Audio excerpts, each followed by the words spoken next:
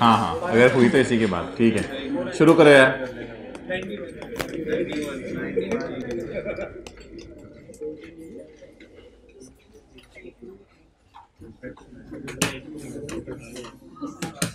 अच्छा मोहतरम, ये कोई ऐसी चीज़ें नहीं है जिसके लिए मैं आपको नोट करने का टाइम दूंगा।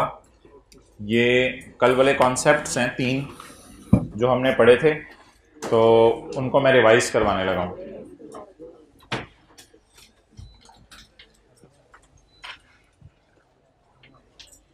पेप्सी वालों ने इस रूम में जगह बनवा दी।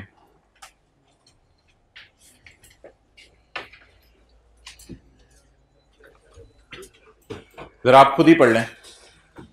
पेप्सी वालों का ईयर एंड 31 दिसंबर है। इन्होंने साल से पहले अनाउंस कर दिया कि हमने लेज बनाने बंद करने हैं, पेप्सी जारी रखेंगे।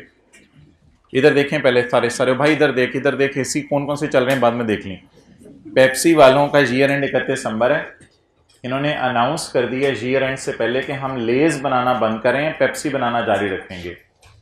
31 दिसंबर पे खड़े होकर आपको नजर आ रहा है कि जनवरी फरवरी के बाद, फरवरी एंड पे क्लोज हो जाने लेज बनाना, तो 20,000 यूनिट आप जनवरी फरवरी में बनाएंगे और लॉस पे बेचेंगे। आपको 31 दिसंबर पे खड़े होकर ये लग रहा है। बता दें जी, इस कॉन्सेप्ट का नाम क्या रखा था? Future operating loss. और ये रिस्ट्रक्चरिंग वाला सिनेरियो है ना। रिस्ट्रक्चरिंग का क्या होता है? रनिंग बिजनेस में लॉस नजर आ रहे हैं या बंद होने वाले बिजनेस में लॉस? चाहे रनिंग बिजनेस में लॉस नजर आए या बंद होने वाले बिजनेस में लॉस आए, ये तो फ्यूचर ऑपरेटिंग लॉस है ना। तो इसलिए बता दें ये रिस्ट्रक्चरिंग वाला सिनेरियो है, और इसमें फ्यूचर में अगर मैं ऑपरेट करूंगा तो लॉस आएगा और नहीं करूंगा तो लॉस नहीं आएगा। एक मिनट यार, आप लोग इधर हो जाओ, आप पिछली रो में जगह बनवा लें। चलें ठीक है, और स्टूडेंट आए थे फिर थोड़ा उधर हो जाए। अच्छा, फ्यूचर में लेकिन हम लेट आने वाले सबको डिस्टर्ब करते हैं। फ्यूचर में अगर मैं ऑपरेट करूंगा तो लॉस आएगा, लेकिन अगर मैं फ्यूचर में ऑपरेट नहीं करूंगा तो नहीं लॉस आएगा। बता दें इसकी प्रोविजन बुक होगी या नो प्रोविजन? No provision. ये कॉन्सेप्ट याद है? किसी ने तस्वीर लेनी है तो ले ले, मैं आगे चल रहा हूं। ये सारी कल वाली बातें हैं, सिर्फ 1-2 मिनट में रिवाइज करवा रहा हूं। वैसे यूट्यूब पे अपलोड होगा, वहां से आप स्क्रीनशॉट भी ले सकते हैं। आगे चलें। अच्छा, ये वाला जरा पढ़ें। No restructuring. अल्लाह का शुक्र है कोई कारोबार बंद होने का इरादा नहीं है हमारा। No restructuring. रिस्ट्रक्चरिंग, कोई कारोबार बंद करने का इरादा नहीं है। 31 दिसंबर को आप खड़े हैं तो किप्स वालों को किसी ने डराया है कि अगले सेशन में आप लोग पढ़ाओगे, टीचरों की तनख्वाह ज्यादा होगी, स्टूडेंट कम आएंगे, आपको लॉस आएगा। बताएं जी, कोई रिस्ट्रक्चरिंग क्या होती है? कारोबार बंद हो रहा हो और फ्यूचर में लॉस आए। ये क्या है? कारोबार बंद करने का कोई इरादा नहीं है, फिर भी फ्यूचर में लॉस नजर आ रहा है। बताएं जी, इसकी लायबिलिटी बुक करें। क्यों? No provision for future operating loss की प्रोविजन बुक करने की जरूरत नहीं है। रीजन बता दें। We can avoid by closing the business. Done. तो ये फ्यूचर ऑपरेटिंग लॉस हो गया। नेक्स्ट, इसको अवॉइड कर सकते हैं आप। चलें जी, आ जाए फर्स्ट रो में आ जाए। जी बोलें। होंडा कार्स है, 31 दिसंबर को खड़े हैं और कॉन्ट्रैक्ट कर लिया to sell cars from January to government. Contract कर लिया, कॉन्ट्रैक्ट नॉन कैंसलेबल कॉन्ट्रैक्ट कर लिया कि हुकूमत तुम्हें मैं जीप बना के दूंगा। कब से बेचना शुरू करूंगा जीपें? जनवरी में 10 गाड़ियां बेचूंगा, फरवरी में 10 गाड़ियां बेचूंगा, मार्च में 10 गाड़ियां बेचूंगा, जनवरी से इंशाल्लाह बेचना शुरू कर दूंगा। अब मुझे बता दें तो ना बेचें, अवॉइड कर लें। अवॉइड क्यों नहीं कर सकते? तो फिर इसका नाम हमने कल क्या रखा था?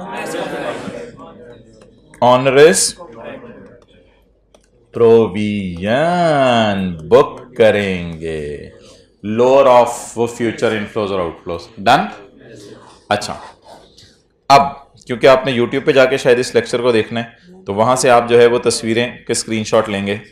तो ये रीस्ट्रक्चरिंग थी, कारोबार बंद हो रहा था। चाहे बंद होने वाले कारोबार में फ्यूचर में लॉस नजर आए, चाहे रनिंग कारोबार में फ्यूचर में लॉस नजर आए, फ्यूचर ऑपरेटिंग लॉस की प्रोविजन बुक नहीं होती। एक मिनट, मैं इसको जरा बेहतर कर रहा हूं।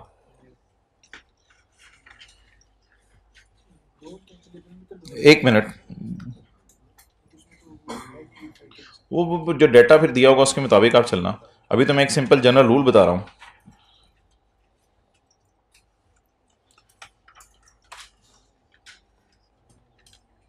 जी मोहतरम, अनाउंस कर दिया है। पैरा कौन सा?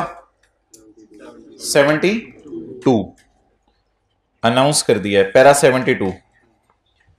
तो फ्यूचर ऑपरेटिंग लॉस रिकॉर्ड करने की इजाजत नहीं है रीस्ट्रक्चरिंग में, पैरा नंबर 82। तो ये असल में मैं आपको हाईलाइट करके देना चाह रहा था।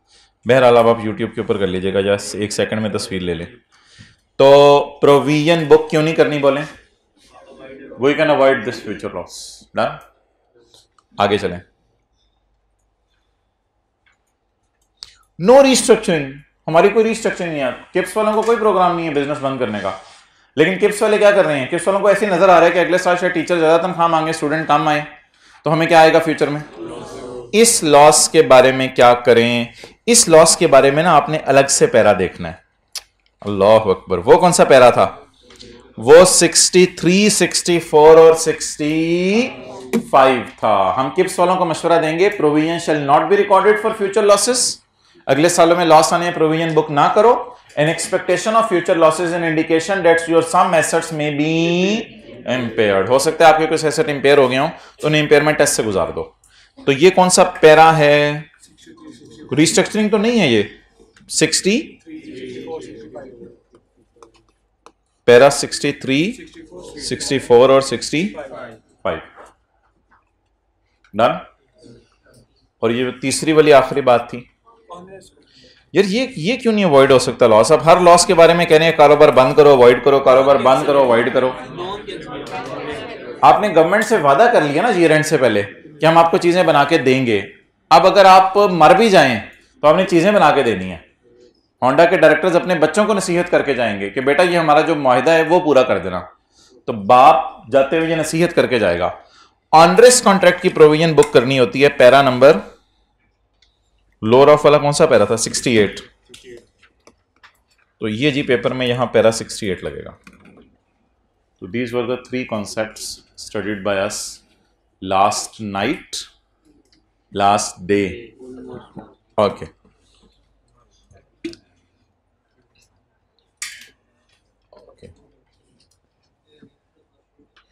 यार अब्दुल्ला राजपूत को फोन करो अबू बकर। अच्छा ठीक है, लेटा हुआ है यार, तो लेटा हुआ था। अच्छा लेट,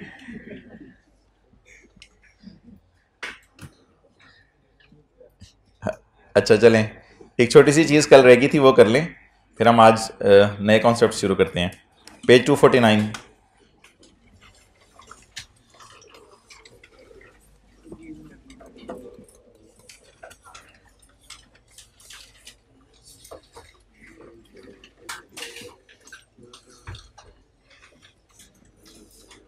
अच्छा मोहतरम,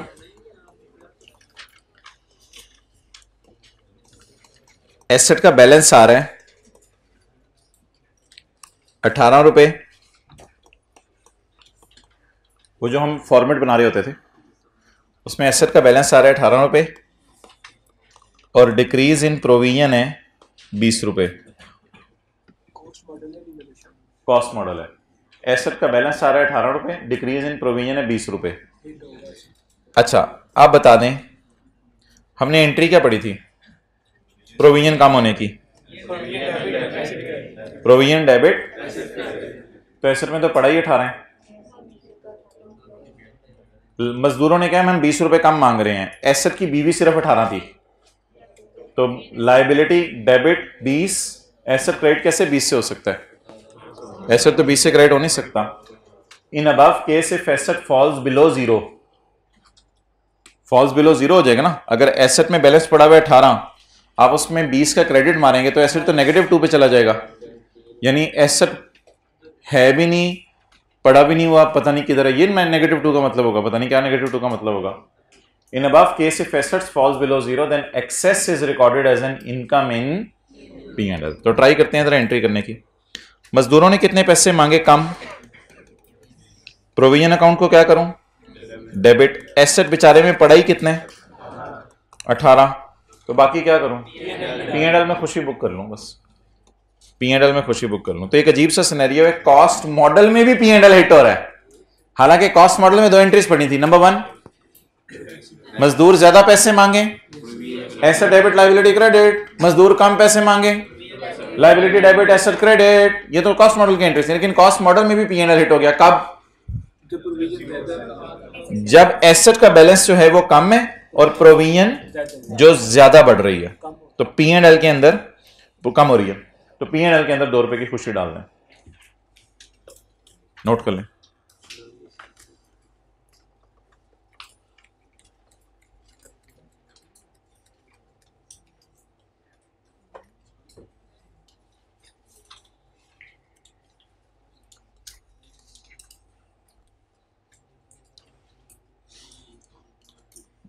लाइबिलिटी कितने से मस्ट कम करनी है?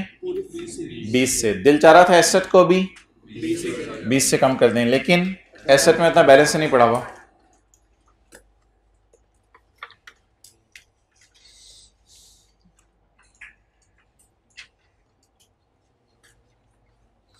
अच्छा, ये जो वारंटी है ना अब रह गई है हमारी, और फ्यूचर रिपेयर रह गया है, ठीक है, ये 2 चीजें रह गई हमारी। वैसे यहाँ एक किताब में एक समरी भी बनी हुई है पेज 246 पे, अभी तक जो हमने पढ़ा है पेज 246 पे।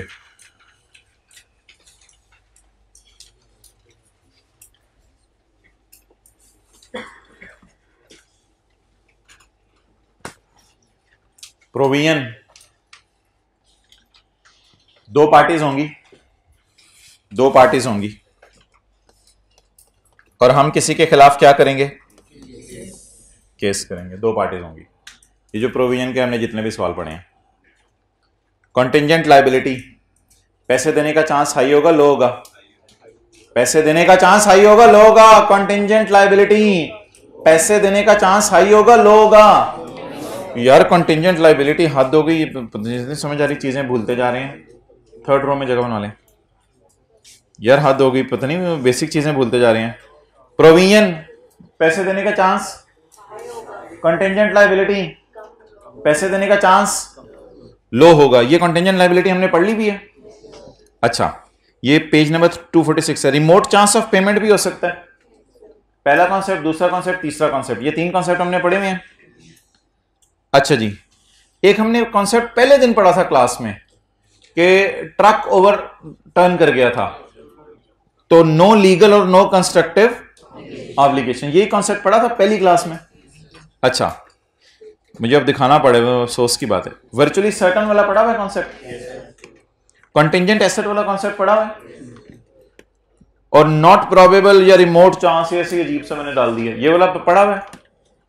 और पढ़ी हुई है ये चीजें, किस पेज पे पढ़ी हुई है ये भी बता दें आप, तो अफसोस हो रहा है मुझे। Page number 224, page 224, page 224, point 4 page 224 पे नहीं पढ़ा हुआ। अच्छा, page 224, page number 224, page number 224, ये सारे कॉन्सेप्ट हमने पढ़े हुए हैं। रीइंबर्समेंट में 2 पार्टीज होती हैं या 3 पार्टीज? 3। ये तो याद आ रहा है ना, पढ़ा हुआ है, मेहरबानी। रशीद मुर्गी वाला और वो वाला और अम्मी वाला मोटरसाइकिल वाला।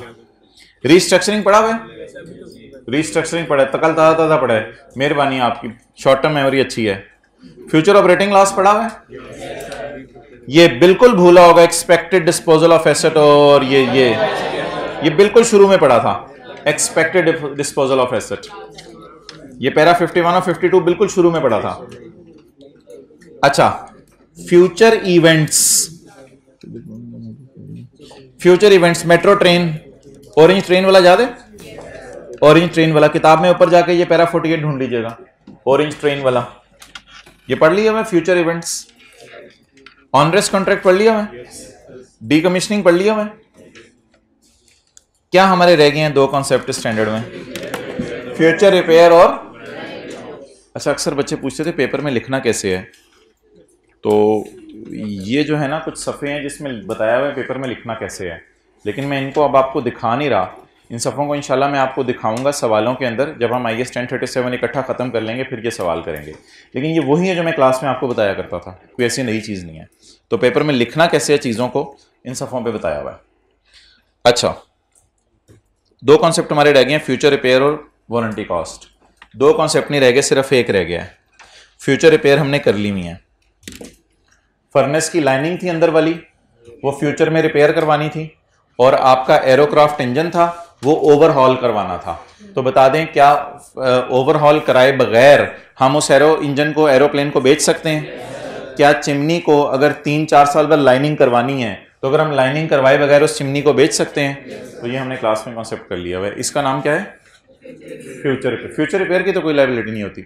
आप घर बैठे हुए हैं, आपको नजर आ रहा है यार पेंट करवाना है, फ्यूचर रिपेयर, इसकी क्या लायबिलिटी है? अगर लायबिलिटी बुक करें तो किसको देने हैं?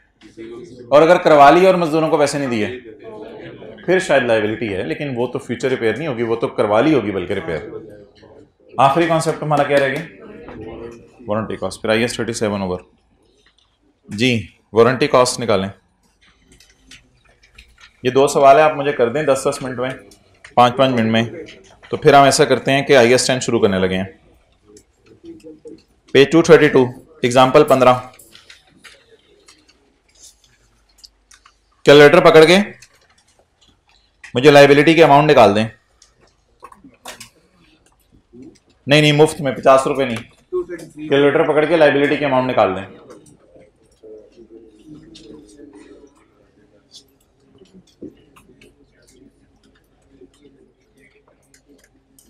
जज्बा, जुनून, हिम्मत।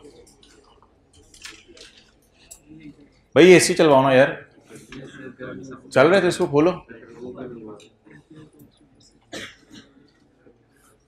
ये ब्लू शर्ट में जो भाई बैठे हैं ना, ये उठेंगे अभी। और अस्सलाम वालेकुम, हाँ जी, ब्लू कमीज, जोर लगाओ।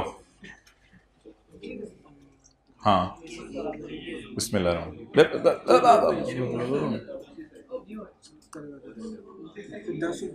हवा आ रही है? हवा आ रही है ठंडी?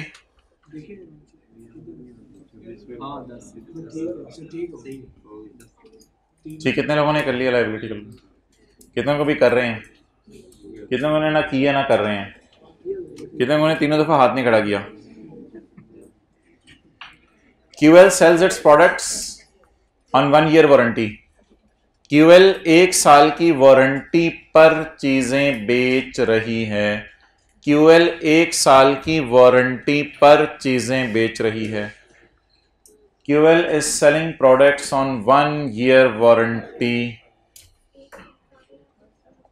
फर्स्ट रो में आ जाए, ये बैग उठा लें। नहीं, आगे मत हो, फिर नजर नहीं आएगा। ये बैग उठा लें बस।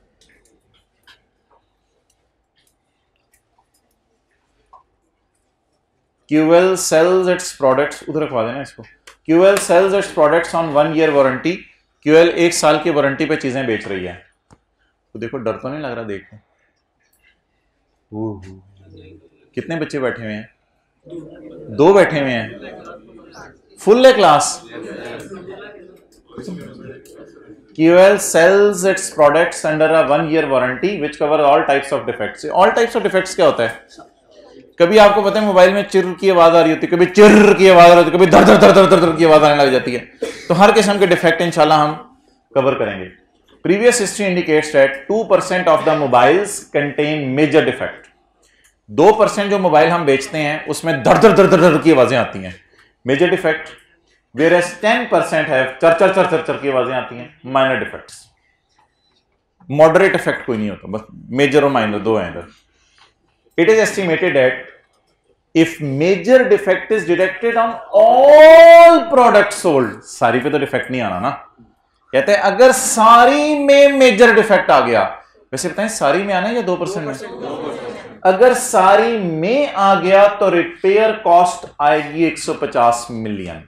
मेरे ख्याल से तो नहीं सब में आना, अंदाजन कितना में आना है? तो 150 का 2% लेके कैलकुलेटर पे रख लें।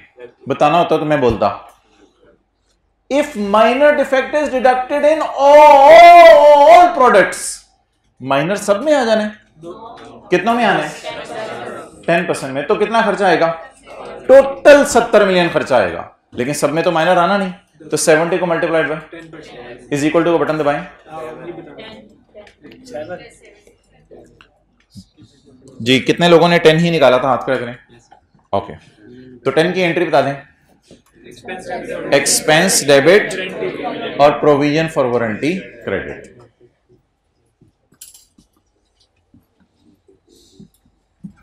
अगर आपको बुरा ना लगे तो IS 12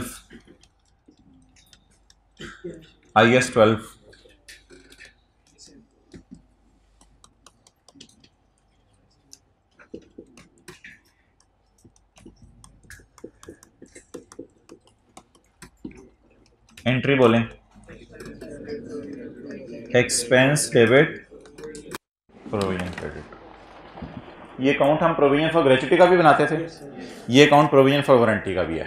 अभी पेमेंट्स पता नहीं क्यों नहीं हुई, सवाल 1-2 दिन में मैं आपको कराऊंगा, उसमें पेमेंट्स भी आया करेंगी। फिलहाल ये एंट्री कर लें, एक्सपेंस डेबिट प्रोविजन क्रेडिट और टी अकाउंट बना लें, बिल्कुल IS 12 जैसा। अकाउंटिंग वाले ये खर्चे में डालते हैं और टैक्स वाले ये खर्चे में डालते हैं। कैरिंग अमाउंट इसकी ये आ जाती है, टैक्स बेस 0 होती है। ऐसे IS 12 जहन में आया मेरे, पता नहीं क्या क्या आता रहता जहन में।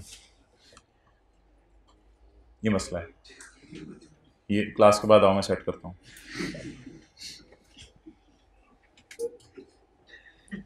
Okay, expense debit provision credit और टी अकाउंट कैसे बनेगा? Expense debit provision credit. कब जा रहे हो? कल कौन कौन नहीं आएगा? चित्तर मारे बंदा प्यार से। बबलू, ये कल सर घर से आ जाएंगे यहां तक और आप, मैं घर के लिए चला जाऊंगा क्योंकि मैं, अच्छा ठीक है, मर्जी है आपकी। ट्राई करें यार एग्जांपल 16। वारंटीज तो आप खुद ही कर रहे हैं तो कमाल हो गया है, मेरा ख्याल था मुझे कराना पड़ेगा। एग्जांपल 16 ट्राई करें, वारंटी कॉस्ट निकालें।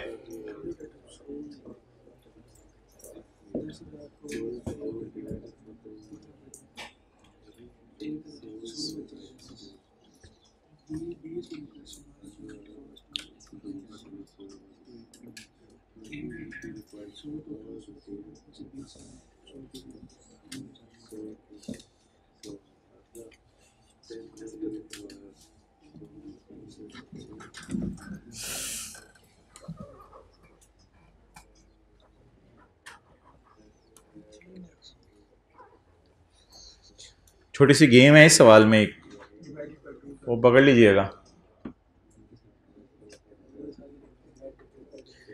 यार। इधर पर यूनिट दिया हुआ है नुकसान या ओवरऑल नुकसान दिया हुआ है?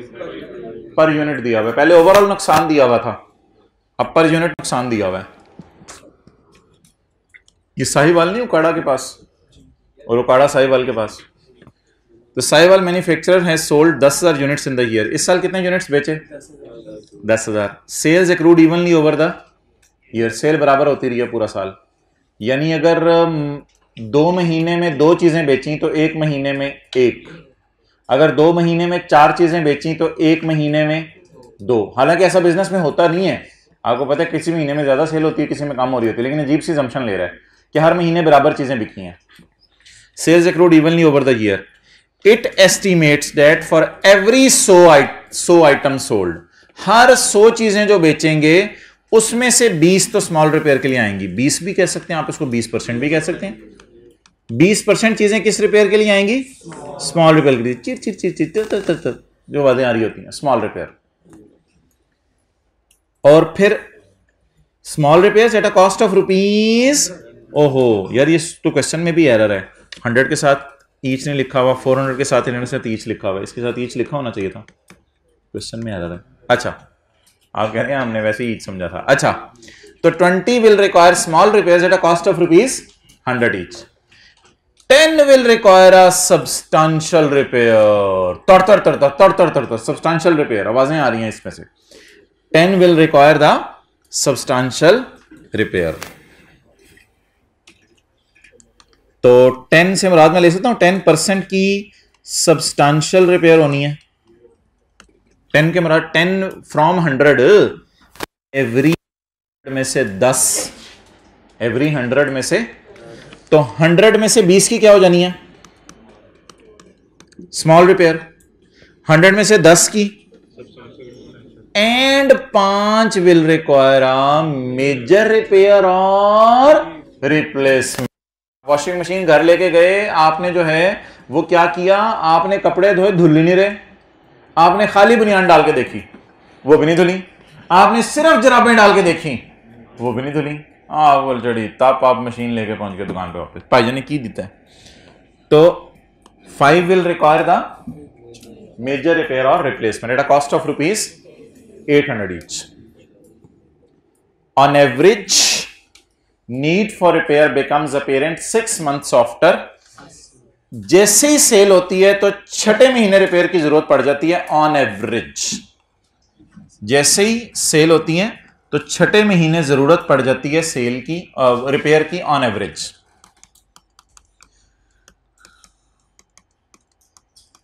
जल्दी खत्म हो गया.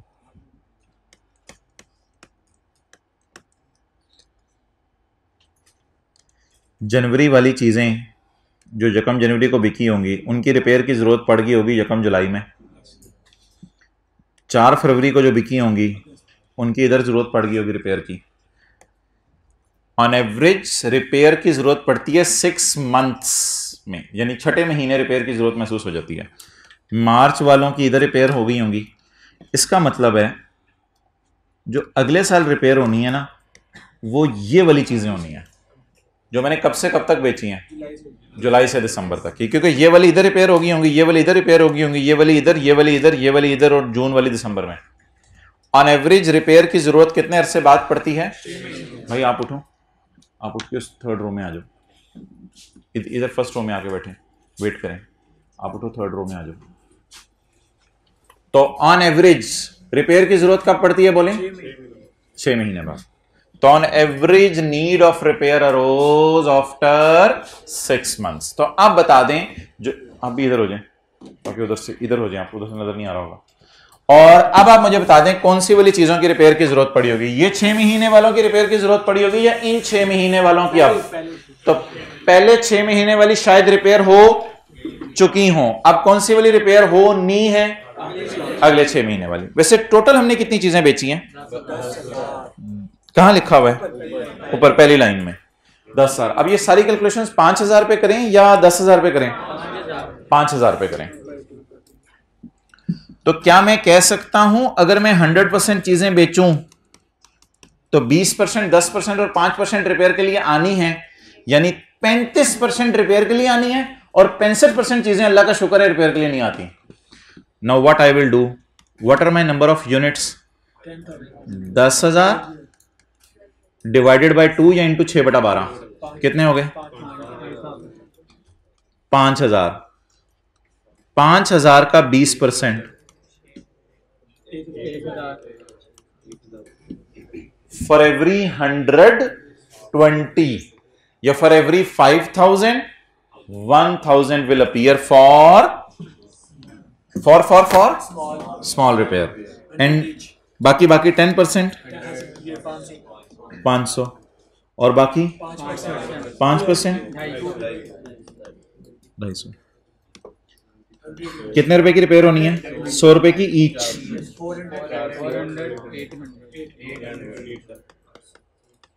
जी कितने लोगों ने कैलकुलेशन 10,000 की बेस पे कर दी थी? कितने लोगों ने 5,000 की बेस पे? अच्छा, तो इज इक्वल टू कितना आ गया? 1 लाख, 2 लाख, 2 लाख. साथ वाले बबलू को कहें 2 लाख, 5 लाख. 5 लाख की लायबिलिटी होगी. एनओटी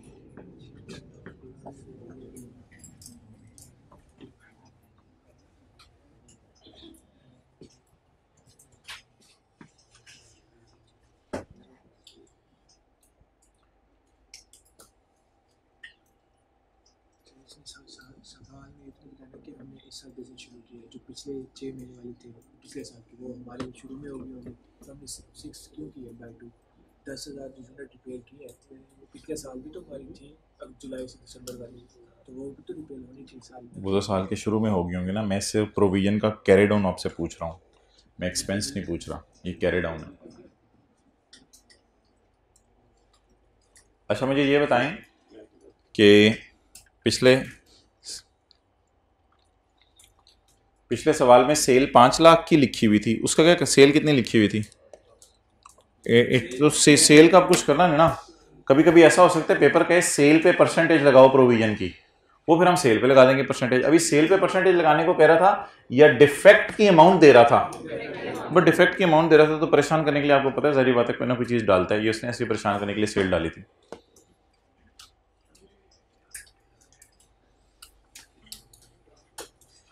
चलें जी, IS 10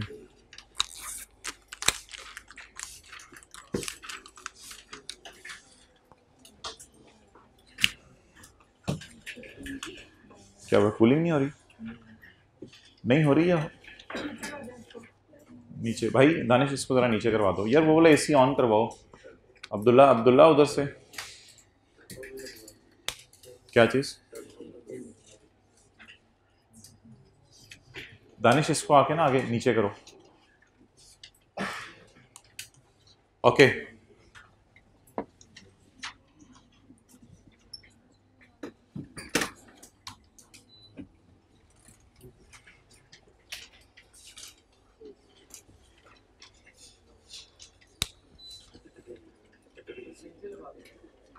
नीचे कर दें, स्विंग पे नहीं, स्विंग पे ना करें, नीचे ही कर दें।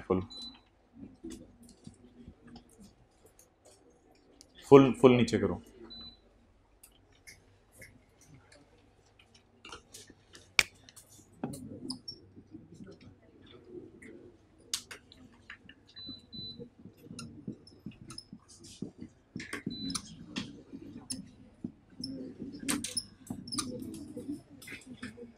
फुल नीचे क्यों नहीं हो रहा? मैनुअली करना पड़ेगा। अच्छा कर दें आप खड़ी होकर नीचे।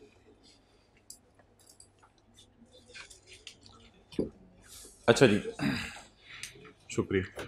अच्छा भाई, रिपोर्टिंग डेट और बैलेंस शीट डेट्स एक ही चीज होती है, जिसे आप ईयर एंड की डेट कहते हैं। कौन सी डेट कहते हैं? ईयर एंड की। अब IS 10 में सिर्फ एक मसला है जो आपने समझना है, वो 5 से 7 मिनट में खत्म हो जाएगा, फिर आगे उसकी प्रैक्टिस ही है। IS 10 is basically based on a single concept. ये कहते हैं दिसंबर 2010 है।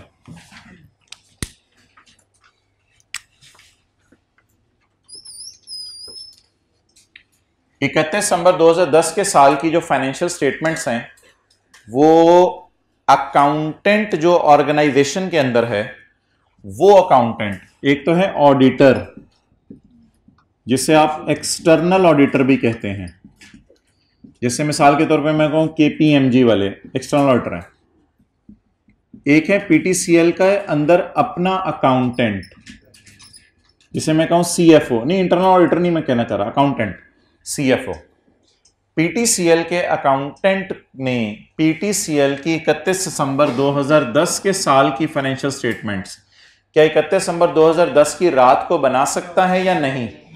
नहीं बना सकता। BRS भी बनानी होती है, डेटर कंट्रोल अकाउंट की रिकॉन्सिलिएशंस भी बनानी होती हैं, ये जो मैंने प्रोविजंस निकाल के दिखाई ये भी कैलकुलेट करनी होती हैं, और इसके साथ कई एस्टिमेट्स लगाने होते हैं, change in life, provision for decommissioning, और पता नहीं क्या क्या चीज़ें होती हैं, तो हज़ारों चीज़ें होती हैं। तो ऐसी सूरत में जो फाइनेंशियल स्टेटमेंट्स हैं उनको फाइनलाइज होते होते होते जनवरी 2011 आ जाता है। तो जनवरी या फरवरी के अंदर जाके, मिसाल के तौर पे फरवरी के स्टार्ट में जाके अकाउंटेंट्स ने PTCL की फाइनेंशियल स्टेटमेंट्स अपने एंड से बना ली, और अकाउंटेंट ने फिर ऑडिटर को फोन किया कि ऑडिटर साहब आप तशरीफ लाएं और अब आप चेक करें कि मैंने कहां कहां बोंगी मारी है। तो एक्सटर्नल ऑडिटर एक फर्म है जिसको आप हायर करेंगे 10-15 लाख देके, वो आके आपके अकाउंट्स का ऑडिट करेगी, जिस टीम में आप भी जाएंगे एज अ जूनियर या सीनियर या सेमी सीनियर। तो आप जाके आप ऑडिट करेंगे PTCL वालों का, और पीटीसीएल का ऑडिट करके बताएंगे कि जो फाइनेंशियल स्टेटमेंट्स अकाउंटेंट्स ने बनाई हैं इनमें क्या एरर्स हैं। और करते करते करते फिर ऑडिटर्स फाइनल कर लेंगे, सारी गलतियां सही कर देंगे। इसके बाद एक दिन आएगा जिस दिन डायरेक्टर्स फाइनेंशियल स्टेटमेंट्स को ऑथोराइज करेंगे for issue to shareholders. Directors financial statement को ऑथोराइज करेंगे। Directors will authorize the financial statements. इस पे समझ लें, साइन करेंगे। Directors will authorize the financial statements. Okay, अब सवाल यह होगा कि इस 3 महीने में जो कोई गलती इस साल से रिलेटेड पकड़ी गई, क्या उसको इधर की डेट डाल के रिकॉर्ड कर दें या ना करें? मिसाल के तौर पे चोरी हुई इधर और पकड़ी गई इधर। चोरी हुई साल से पहले और पकड़ी गई साल के बाद। अब सवाल यह है कि ऑडिटर्स ने कहा भाईजान हमें पता चला है कि आपकी दराज में जो कैश आपने शो किया हुआ है वो 1 लाख रुपए है, तो हमें तो पता चले लाख की बजाय उधर सिर्फ 80,000 रुपए पड़े हुए थे। एक बार याद रखिएगा, ऑडिटर्स एक काम करते होते हैं। ऑडिटर्स ना 31 दिसंबर को ही अपनी टीम भेज के ना हर जगह दराज वाला कैश, पड़े हुए फिक्स्ड एसेट, इन्वेंट्री वगैरह काउंट करवाते हैं। शायद आपने अपने कभी किसी और से सुना हो, जो बंदा आर्टिकल्स करे कि यार अभी 31 दिसंबर आया हो या 30 जून आया हुआ है तो मैं स्टॉक काउंट के लिए गया हूँ। तो ऑडिटर्स के पास ऑलरेडी ये इन्फॉर्मेशन होती है कि किस दिन कहाँ कहाँ क्या क्या पड़ा था। तो ऑडिटर्स ने आके कहा कि भाईजान आपकी किताबों में शो है लाख रुपया कैश, लेकिन जब हमने बंदे भेजे थे उन्होंने तो 80,000 कैश बताया था, तो ये आप लोगों ने क्या किया, ये आपने एंट्री की नहीं। अब ये गलती कब पकड़ी गई? मिसाल के तौर पे 10 फरवरी को पकड़ी गई। ये चोरी हुई कब थी? मिसाल के तौर पे अगस्त के महीने में हुई थी। इस पर आप 31 दिसंबर की डेट डालेंगे, बैक डेट, सिस्टम में जाके बैक डेट डालेंगे। अकाउंटिंग सॉफ्टवेयर में ये ऑप्शन होगी आपके पास, बैक डेट डालेंगे 31 दिसंबर की, और आप एंट्री कर देंगे एक्सपेंस डेबिट कैश क्रेडिट। ये एक्सपेंस डेबिट कैश क्रेडिट यानी ये चोरी हो गया। इस इवेंट को कहते हैं एडजस्टिंग इवेंट। इस इवेंट को क्या कहते हैं? हम अपनी फाइनेंशियल स्टेटमेंट्स को, ये क्या बड़ा हुआ स्टैंडर्ड पहले, अभी इधर आप देखें, इस इवेंट को क्या कहते हैं? बोलें, एडजस्टिंग इवेंट। आप अपनी फाइनेंशियल स्टेटमेंट्स को क्या करेंगे? एडजस्ट करेंगे, सही करेंगे, अपनी फाइनेंशियल स्टेटमेंट्स को एडजस्ट करेंगे। ओके, अगली चीज,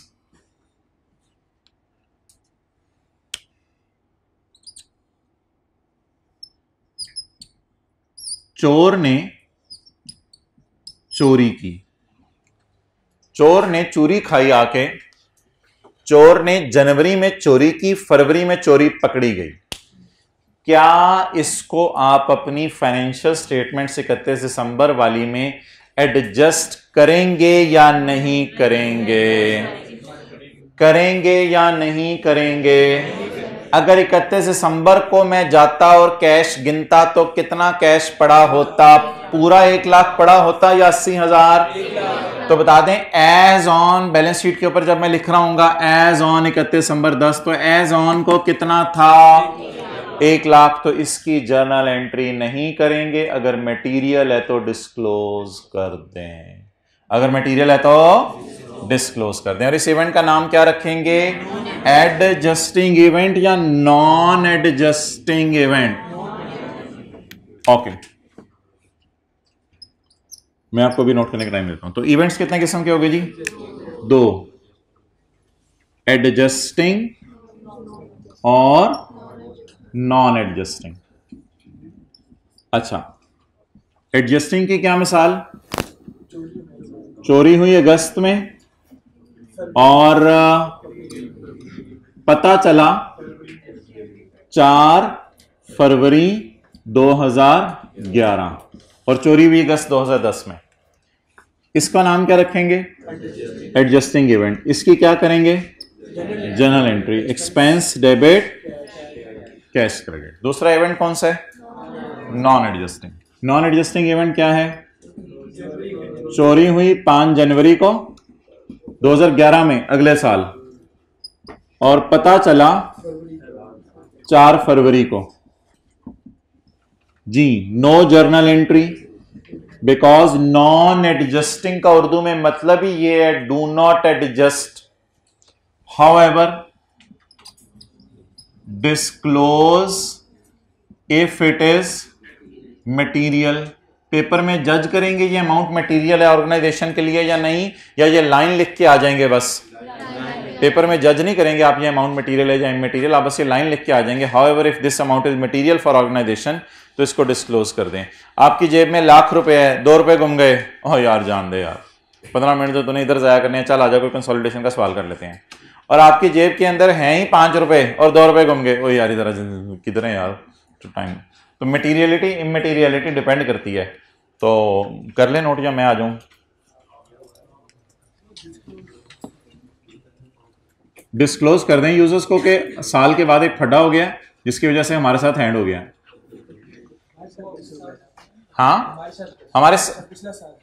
हाँ, लेकिन इंफॉर्मेशन अगर मटेरियल है तो उनको बता दो, ये जो कैरी डाउन कैश पड़ा हुआ है अब नहीं है, बेहतर है बता दो उनको।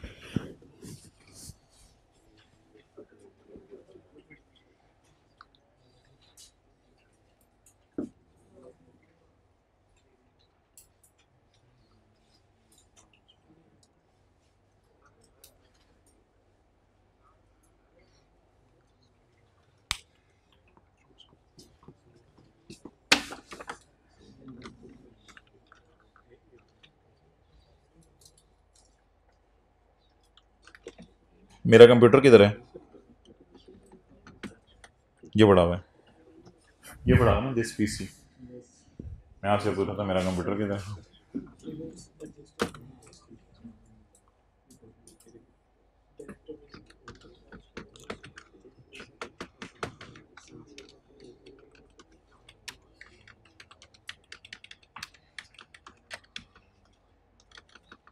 वो जो लंबे से कद का इधर लड़का बैठता है इस क्लास का, दूसरी क्लास का आता था, क्या नाम है उसका?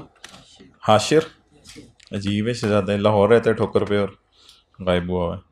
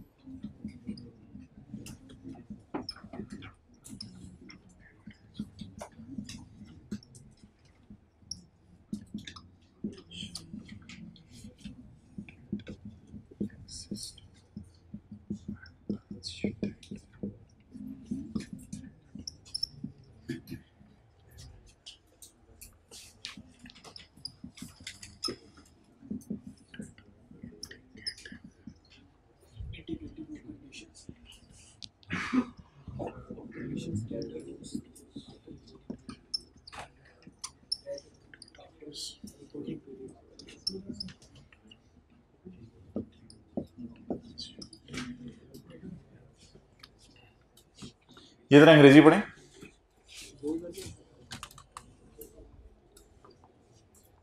ये अंग्रेजी पढ़ें। Event that provide evidence of a condition that existed at balance sheet date, event that are indicative of a condition that arose after balance sheet date। किस लफ्ज पे आपने फोकस किया है? Existed। समझ आया? तो ये ना इंग्लिश का फिक्रा आपने सोल्यूशन में लिखना होगा, लेकिन ये भी मैं स्टैंडर्ड खोल के दिखा देता हूं। तो स्टैंडर्ड में ये दोनों फिक्रे लिखे हुए हैं। इन इवेंट्स को क्या कहा करेंगे?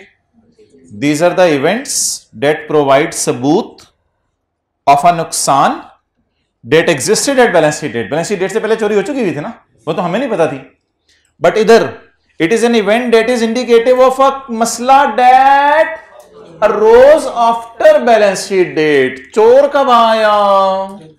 5 जनवरी में। Date arose after balance sheet date. और इधर date existed at balance sheet. तो ये जरा फिक्र है ना, 1-2 मिनट लगा के याद कर लें दोनों जी। हाँ, अगले साल इंशाल्लाह इसकी एंट्री करेंगे। ये जो सारी डिस्कशन है ना, ये डिस्कशन है, ऊपर heading they low for year and 31/12/10।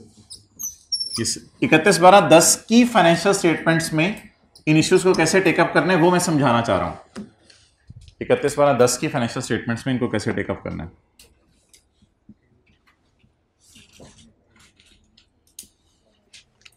31/12/10 की फाइनेंशियल स्टेटमेंट में दूसरी चोरी रिकॉर्ड करने की जरूरत क्यों नहीं है? चोर को क्या कहीं पहले आ जाते, तो चोरी बाद में आया, तो फिर हमने भी लिफ्ट नहीं कराई दूसरी एंट्री को।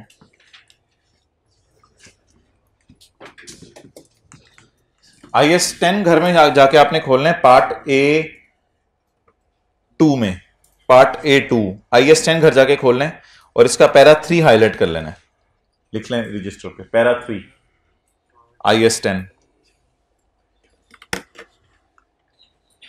The following terms are used in this standard, मेहरबानी, with the meaning of IAS होते हैं पार्ट A2 में। अच्छा, पार्ट C को तो डस्टबिन में फेंक दें, वो तो CA करने के बाद आपने देखना है, उसमें स्टैंडर्ड बनने की लॉजिक्स लिखी हुई है।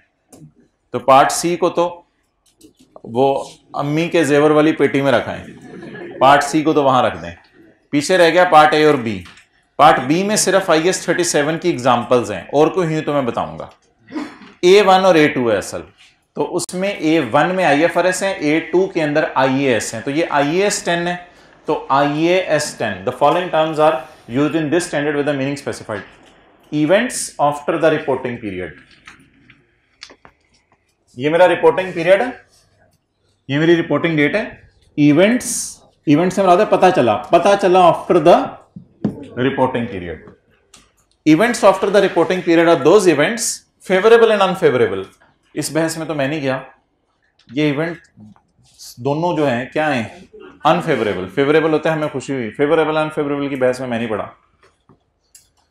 इवेंट फेवरेबल भी हो सकता है, अनफेवरेबल, इससे कोई फर्क नहीं पड़ता, छोड़ें। Events after the reporting date are those events that occur between the end of reporting period and the date when financial statements are authorized for issue.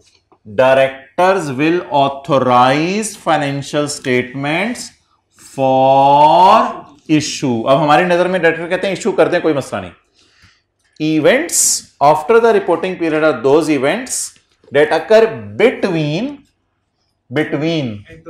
end of reporting period and the date when the financial statements are authorized. इन 3 महीने के अंदर होने वाले events को क्या कहेंगे? या adjusting या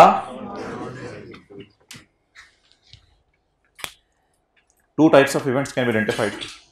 Those that provide सबूत of a नुकसान that was मौजूद at balance sheet date. इनका नाम क्या रखा करेंगे? Adjusting events after the reporting period. After the reporting period का मतलब यह है कि पता बाद में चला ना, वो तो पहले चुके हैं।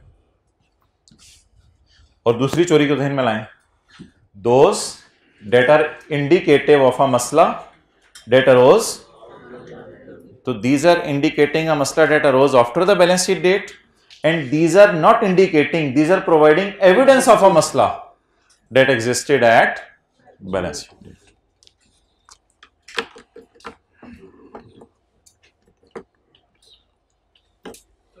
जी, फिर तो कोई मसला नहीं, फिर तो जिस डेट को चोरी, जिस डेट को पकड़ी उस डेट को चुप करके एंट्री कर दो, बस हमारे साल में एंट्री होनी चाहिए। अच्छा, मोहतरम अब निकाल लें, एक एग्जाम्पल है हमारी किताब में, बिस्मिल्लाह पढ़ के शुरू करें। तो ये कोई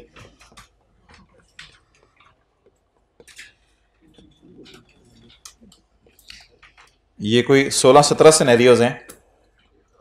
तो इन सारे 16-17 सिनेरियोस को हम पढ़ के देख लेते हैं कि किस इवेंट को एडजस्ट करेंगे और किसको एडजस्ट नहीं करेंगे। चलें जी, बिस्मिल्लाह रहमान रहीम। पहला पढ़ लें जी, पहला सिनेरियो पढ़ लें। 255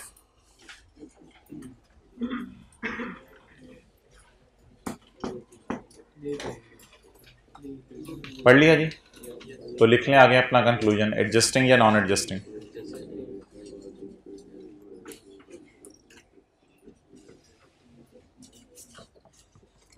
let's start ji.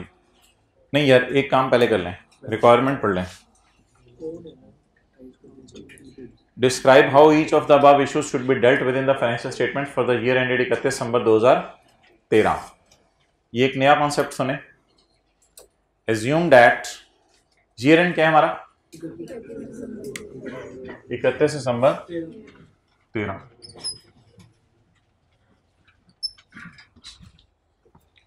Assume that WL's financial statements are authorized for dispatch. Authorize कर देगी, आप इन्हें dispatch कर दो, और authorized for dispatch 3 months after the year end by directors. Directors ने इनको authorize कर दिया dispatch के लिए कितने अरसे में, तो 31 मार्च 14 को डायरेक्टर्स ने इनको डिस्पैच कर दिया फॉर इशू कर साइन करके इनको इशू की इजाजत दे दी है।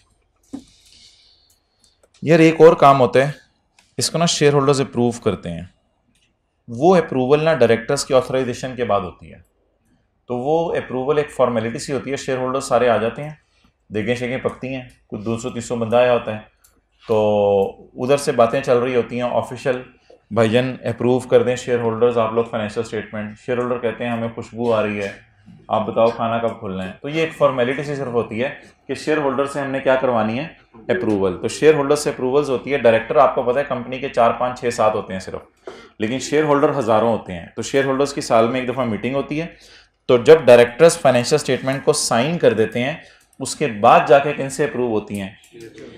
इसकी बुनियाद पे स्टैंडर्ड ने कोई डिसीजन नहीं लिया, इसलिए इस लाइन को पेपर में इग्नोर किया करना है।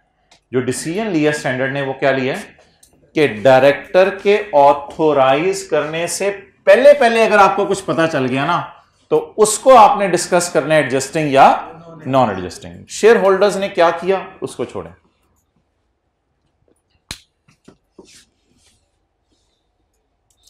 ऑन 28 दिसंबर 2013 को एक डेटर की फैक्ट्री थी, वो डिस्ट्रॉय हो गई थी आग से। अच्छा, वैसे 31 दिसंबर को हमारे दिल में कुछ कुछ होने लग गया होगा कि पता नहीं अब ये डेटर मुझे पैसे दे ना दे, ये डेटर मुझे पैसे देना दे। 31 दिसंबर 13 को हमारे दिल में कुछ ना कुछ होने लग गया होगा। क्यों? क्योंकि 28 को उसकी फैक्ट्री में क्या लग गई है, he was declare bank corrupt by court लिख लें, he was declare bank corrupt by court on 10 जनवरी, और ईयर एंड पे उसने हमें 3 मिलियन देने थे। जी मोहतरम, आग कब लगी? 28 दिसंबर को आग लगी। किसकी फैक्ट्री में? हमारे दिल में या डेटर की फैक्ट्री में? डेटर की फैक्ट्री में आग लगी। और 10 जनवरी को हमें पता चला, क्या पता चला? कि डेटर क्या है? बैंक करप्ट है। तो इंग्लिश का फिक्रा जरा आप लिखने की कोशिश करें। जाहिर बात है हमारे साल में कोई मसला था, जरा नजर मारें, कोई मसला था? साल के एंड पे खड़े होके बूथा इधर करके नजर मारें, कोई मसला था? बस कंफर्म होने की देर थी ना, था ना मसला, बस कंफर्म होने की देर थी। तो इसका मतलब है this is an event that provide evidence of a condition that existed at balance sheet date. चलें फिक्रा लिखें, सॉल्यूशन लिखें। The bankruptcy of debtor after reporting date, the bank bankruptcy of debtor after reporting date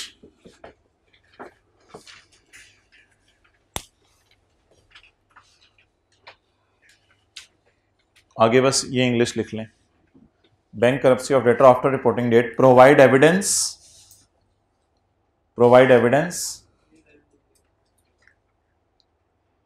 of a condition, provide evidence of a condition that existed at balance sheet date.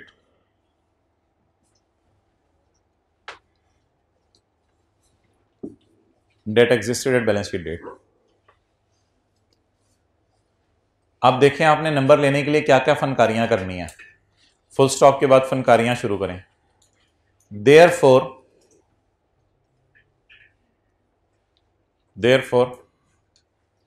this is an adjusting event.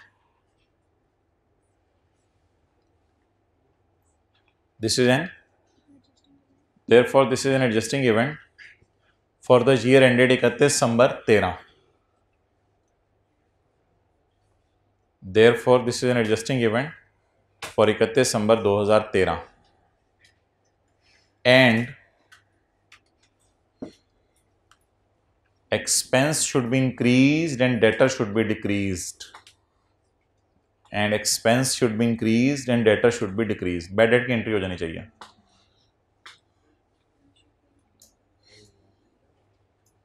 Therefore, expense should be increased and debtor should be decreased. Okay. चलें जी, अगला पढ़ें। On 6 जनवरी 2014 साल खत्म होने जी हाँ, amounting to rupees 3 million लिख लो। Good, amounting to rupees 3 million लिख लें, अमाउंट लिख लें। ऑन 6 जनवरी 2014 साल खत्म होने के 6 दिन बाद एक और डेटर की फैक्ट्री में आग लगी। हमारे ही डेटरों की फैक्ट्री में आगे लगती हैं। एक और डेटर की फैक्ट्री में आग लग गई जिसने मुझे 22 मिलियन देना था ईयर एंड पे, जिसकी फैक्ट्री में आग लग गई। He was declare bankrupt on 15 जनवरी।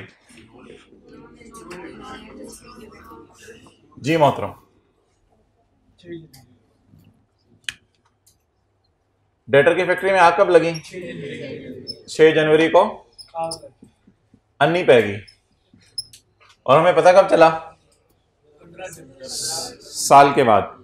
इन दोनों फिक्रों में से कोई फिक्रा सेट करें। हाँ, लिखें the bankruptcy after year and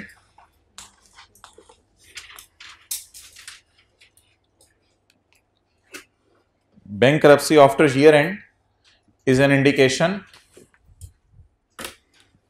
The bankruptcy after year end is an indication of a condition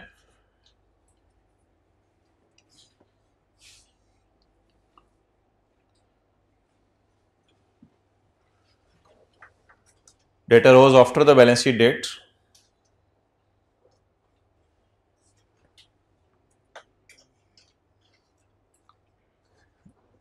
एक अच्छे भाई अंडरलाइन कर रहे हैं सोल्यूशन, ठीक है। Therefore it is an adjusting event. Therefore it is a non-adjusting event. Therefore it is a non-adjusting event. मुकम्मल रुक जाएं। इंग्लिश वाले फुल स्टॉप कहते हैं ना इसको, फुल स्टॉप लगाएं। However, if the amount is material,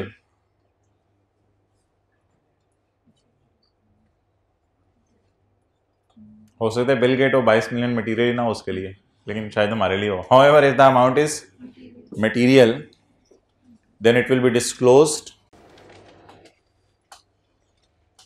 However, if the अब देखें ना हम कैसे फनकारियां लगा के सवाल के सोल्यूशन को खींच रहे हैं। However, if the amount is material, then it will be disclosed in the notes to the financial statements. In the notes to the financial statements for the year ended 31 दिसंबर 13 के नोट्स में ये note जाएगा।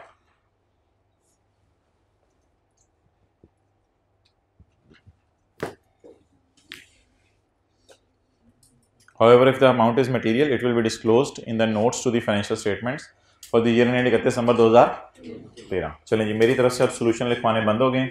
बस अब हम adjusting non adjusting check करेंगे। Point 3 नहीं पढ़ना अभी जी। नहीं। पॉइंट 4 ऑन 16 जनवरी 2014 को light emitting diode television sets valuing ₹20 lakh were draws from a warehouse से गायब हो गए। 16 जनवरी को चोरी हुई। ये स्टॉक 31 दिसंबर को हमारे पास पड़ा हुआ था, 31 दिसंबर को पड़ा हुआ था, 16 को चोरी हुई। तो अब ये ना कहें हमें पता कब चला, पता चल ही गया होगा ना, पता चले तो सवाल बता रहे, 18 को पता चल गया होगा, 19 को पता चल गया होगा, 16 को रात को पता चल गया होगा, होते हुए पता चल गया, चल जाता तो अच्छी बात थी। तो अब बताते हैं चोरी कब हुई। तो चोरी हुई साल के बाद। तो it is an event that are indicative of a condition that arose, therefore it will it is a non-adjusting event. However, if the amount is material, it will be disclosed in the notes to the financial statement for the year ending 31 December 2013. चलें जी 0.5 मुझे general entries कर दें जल्दी से, 2 minute आपको दे रहा हूं, general entries कर दें।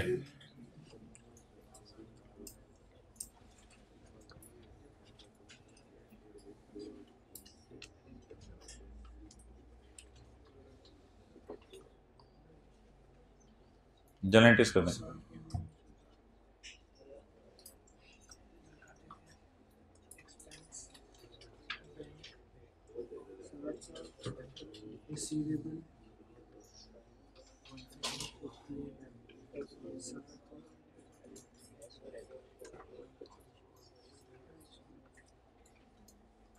अब्दुल्ला राजपूत 50 रुपए के 4 नोट ले आओ, 50 के 4 नोट जल्दी जी, 1 मिनट रह गया है, 1 मिनट रह गया। जनरल एंट्रीज कर दें 2, हाथ खड़ा कर दें। सारे नहीं कर लिया,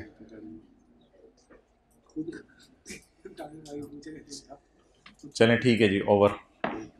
अब हाथ खड़ा कर दें जिन्होंने एंट्रीज की थी, मैं देख लूँ। 1 2 3 4 5 6 7 8 9 10 11 12 13 14, बस ठीक है। ये जो हाथ खड़े हुए हैं ये काफ़ी हैं,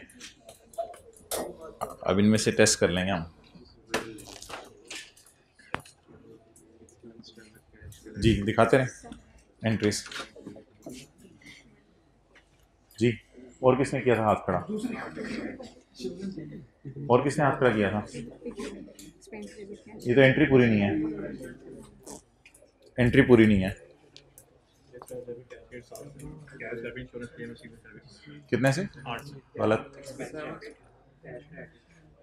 गलत गलत, नहीं ड्राइंग नहीं, गलत। अब्दुल्ला राजपूत पैसे ना लेके आओ बेटा, दिखाओ। और जान दे यार, और किधर गए भाईजान आप? चलें करें एंट्री। अच्छा चल एंट्री तय करना, दिखाओ तुमने हाथ खड़ा किया था।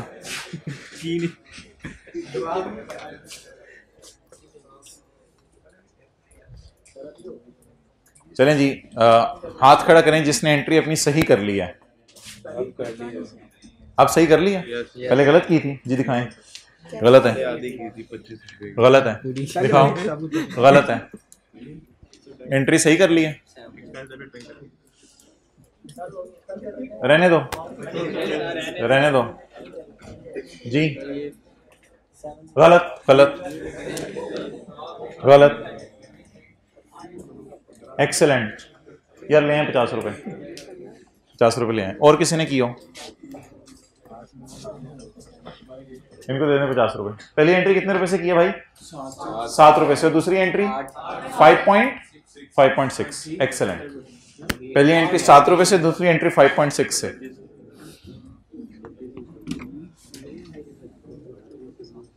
चलें जी, बिस्मिल्लाहिर्रहमानिर्रहीम। 0.4, इसका मतलब है कोई ना कोई क्लास में कर सकता था। 0.5 आज 15 फरवरी 2014, साल खत्म होने के और बोले 1.5 महीने बाद, साल खत्म होने के 1.5 महीने बाद ये पता चला कि कैशियर हैंड कर चुका है। Withdraw ₹10 million. ओनर सोचा सब कुछ छोड़ के मैं कैश काउंटर पे बैठ जाता हूँ। It was revealed that company cashier withdraw ₹10 million fraudulently from the bank accounts. Bank account से चेक बना के 10 मिलियन अपने रिश्तेदारों को देता रहा। इसमें से 7 मिलियन 31 दिसंबर 13 से पहले चोरी होगी थी।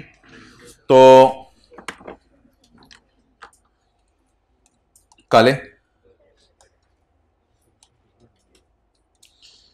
चलें जी, 7 रुपये और 3 रुपये के बारे में मेरे से सुन लें, इंग्लिश में क्या लिख के आना है। कितना नुकसान था, उसमें से कितना हमारे साल हो गया, बाकी चोरी कब हुई। अब ऑब्वियसली अगली चोरी को हमारे साल तो बुक नहीं करेंगे ना, तो जितनी चोरी हमारे साल हुई उसको हमारे साल बुक करेंगे। तो 7 रुपये के बारे में क्या लिख के आएंगे, रुपीज, फिक्र वहीं से उठा लेना, ₹7 withdrawn before December 2013 is an event that provide evidence of a condition that existed at, therefore ₹7 is an adjusting event and expense should be increased and bank should be decreased by an amount of ₹7 million in the financial statements for year ended 31 December 13. However, regarding ₹3 million, it is an event that is indicative of a condition that arose after the balance sheet. Therefore, it is a non-adjusting event. However, if it is material, then it will be disclosed in the notes to the financial statement for 31 December 2013. और सिर्फ entry किसकी करेंगे, 7 की। Expense bank bank bank cash नहीं, ये 7 रुपये की entry होगी। नहीं 7 रुपये, 7 रुपये की एंट्री 25 रुपये नहीं मिलने, पूरी एंट्री पे 50 थे। अच्छा, WL and its insurance company reached an agreement for settlement of claim of 8 million. ये 8 मिलियन उसने 10 के बदले दिया होगा या 8 मिलियन 7 के बदले दिया होगा। यार उसको तो हम पूरा लॉस लेके गए हो ना अपने पास, पूरा लॉस 10, पिछले साल का लॉस, हमारे साल का लॉस 3, अगले साल का सॉरी, पूरा लॉस 10, पिछले यानी कि हमारे साल का लॉस 7, अगले साल का लॉस 3, पूरी रिकवरी 8। इसके जरा पोर्शन करें, कैसे करेंगे आप, परसेंटेज निकाल लें, 7/10 कर लें, जो आपको मुनासिब लग रहा है, जैसे भी कर लें। तो मैं भी ट्राई करता हूं, आप भी ट्राई करें। लॉस कितना था, 10, इसमें से कितने रुपए पिछले साल का, हमारे साल का यानी लॉस था 7 रुपए। ये किस साल हुआ था, 2013 में, और 3 रुपए 2014 में। अब आप अगर इधर ही परसेंटेजेस निकाल लें तो बेहतर रहेगा। 70% लॉस 2013 का है और 30% लॉस, टोटल रिकवरी बता लें, रिकवरी 8 का 70% ले लें और 8 का 30%, जरी बात है, पोर्शन ही कर सकते हैं ना, और क्या कर सकते हैं जी। 2.4 निकालने की जरूरत नहीं है वैसे। अब इसकी एंट्री क्या कर दी है मैंने, एक्सपेंस डेबिट बैंक क्रेडिट, कितने रुपए, 7 रुपए। इसकी नो एंट्री क्योंकि ये नॉन एडजस्टिंग है, इसकी नो एंट्री। इसकी एंट्री रिसीवेबल डेबिट, नहीं बैंक डेबिट तो नहीं, मैं जरा लफ्ज देख लूं क्या, we have reached N agreement, reached N agreement, मेरा नहीं ख्याल रिसीव हुआ है अभी, वी हैव रीच्ड एन एग्रीमेंट। रिसीवेबल डेबिट, एक्सपेंस क्रेडिट कर दो, इनकम क्रेडिट कर दो, कोई मसला नहीं, जैसे मर्जी कर दो, नो प्रॉब्लम। एक्सपेंस क्रेडिट कर दो, ये लो, कितने रुपए से, 5.6 से। सो ₹5.6 insurance claim recovery is an event that provide evidence of a condition that existed at balance sheet date. Therefore, our receivable should be increased and our income should be increased. Your expense should be decreased. However, regarding 2.4 million, it is a non-adjusting event.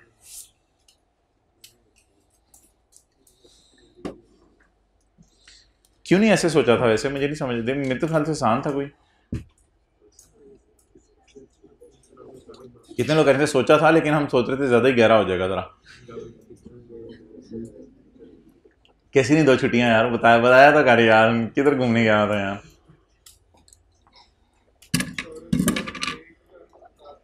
हाँ जी, insurance की recovery की date सवाल ने नहीं बताई, जब भी recover हो जाए कोई मसला नहीं। इंश्योरेंस के वालों के पास हम साल के बाद ही गए होंगे, लेकिन ऑब्वियसली उसमें से वो लॉस जो हमारे साल का था, तो उसकी इनकम भी फिर हमारे साल का इवेंट ही समझा जाएगा। हाँ जी, अगर मटेरियल है,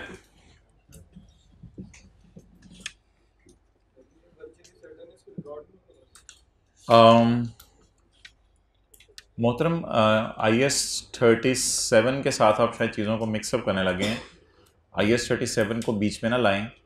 IS 37 ये होता था कि हमने किसी को पैसे देने हैं और आगे हमने किसी से पैसे लेने हैं, तो do not mix it up. मेरे ख्याल से तो इधर 3 पार्टीज कोई नहीं है, वो ज़बरदस्ती चोर को पार्टी तो ना बनाएं। ये रीइंबर्समेंट तो नहीं है, ये रीइंबर्समेंट IS 37 वाली तो नहीं है कि इस पे IS 37 वाले पैराज लगाएं। चोर को हमने तो नहीं देने, बल्कि उल्टा चोर ने हमें देने हैं, कुछ ऐसी कहानी नहीं है। तो इट इज़ सिंपल रिसीवेबल, बस ये रिसीवेबल है, इस पर रिसीवेबल के रूल लगाएं। IS 37 में रीइंबर्समेंट वो होती है जिसके अंदर हम 2 पार्टीज इन्वॉल्व हों, हमने भी किसी को पैसे देने हो, फिर हमने किसी से लेने हो, तो डो नॉट मिक्स अप। चलें जी, point 6, inventory carried at 25 million 31 दिसंबर 13। 31 दिसंबर 13 को इन्वेंट्री मेरे पास पड़ी हुई है भाईजान, ये मैंने 15 मिलियन की बेच दी है। ओए, मैंने तो नुकसान में बेच दी है। आफ्टर इट हैड बीन रुड़ इन अ, रुड़ गई थी किसमें? फ्लड में। जी मोहतरम,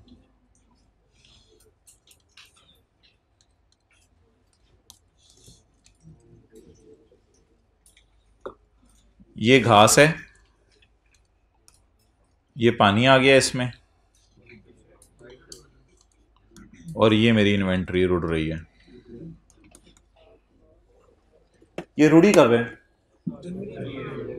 साल के बाद रुड़ी है।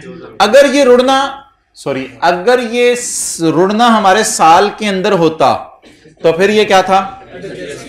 मुझे बताएं, साल के एंड पे ये इन्वेंट्री सही सलामत थी या खराब थी? साल के एंड पे अगर मैं खड़े होकर देखता 31 दिसंबर को खड़े होकर अगर मैं देखता तो ये इन्वेंट्री सही सलामत थी या इसमें कोई मसला था? सही सलामत थी। तो इसका मतलब ये साल के एंड पे सही सलामत थी, इसको सही सलामत रहने दें, इसकी एंट्री ना करें। लेकिन अगर आपको लग रहा है कि अमाउंट मटेरियल है तो इसको डिस्क्लोज कर दें। So I think it is an event that is indicative of a condition that arose after the balance sheet date, so it should be disclosed in the notes to the financial statement if it is material। तो ये लिख लिया आपने, कौन सा event है ये? Non registering event है।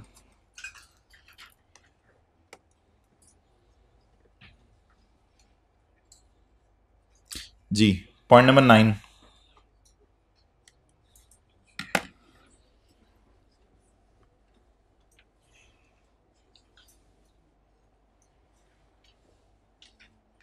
दानी जी तरतीब नोट करते रहो, किसी बुक में इसी तरतीब में इनको कर दो। Company owns 1.5 lakh shares of a listed company whose price at 31 December 13 was 190। हमने ना किसी कंपनी के शेयर खरीदे हुए थे, वो 1.5 लाख शेयर खरीदे हुए थे 190 रुपए के एतबार से। हो सकता है हमारी सब्सिडरी होती, जो भी है, क्या है। इन जनवरी 2014 आफ्टर द गवर्नमेंट अनाउंसमेंट, जब गवर्नमेंट का ऐलान हुआ ऑफ न्यू ट्रेड पॉलिसी, नई ट्रेड पॉलिसी का, the share price decrease by 40, share price गिर के 40 रुपए रह गई है। ये गवर्नमेंट ने ऐलान कब किया है पॉलिसी, ट्रेड पॉलिसी?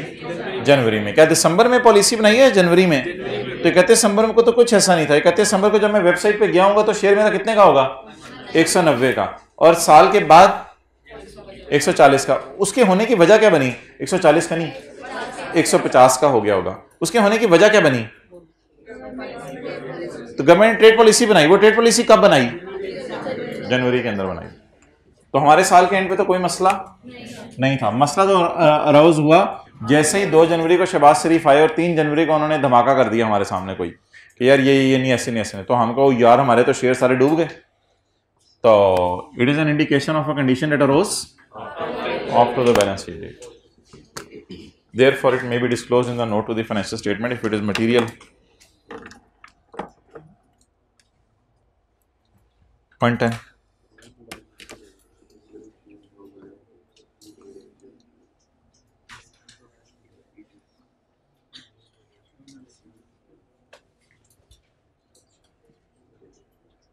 अच्छा, हमारे पास ना ईयर एंड पे कुछ मोबाइल पड़े हुए थे,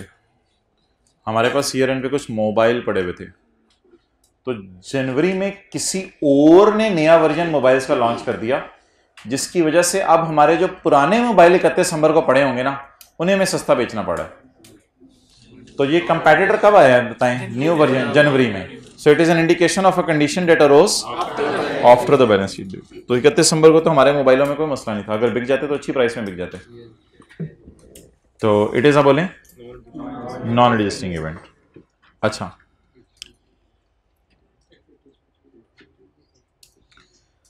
यार ये जो है ना, अब कुछ चीज़ें अब ऐसी आने लगी हैं जो शायद आपको दिखने में और लगें और मैं कुछ और बताऊं। तो अब ना ज़रा सारे टंटे बजें। अभी तो एक रिदम बनाया जा रहा था स्टैंडर्ड का, तो अब ना कुछ स्पेसिफिक चीज़ें हैं, उनको ज़रा आपने समझना शुरू करना है।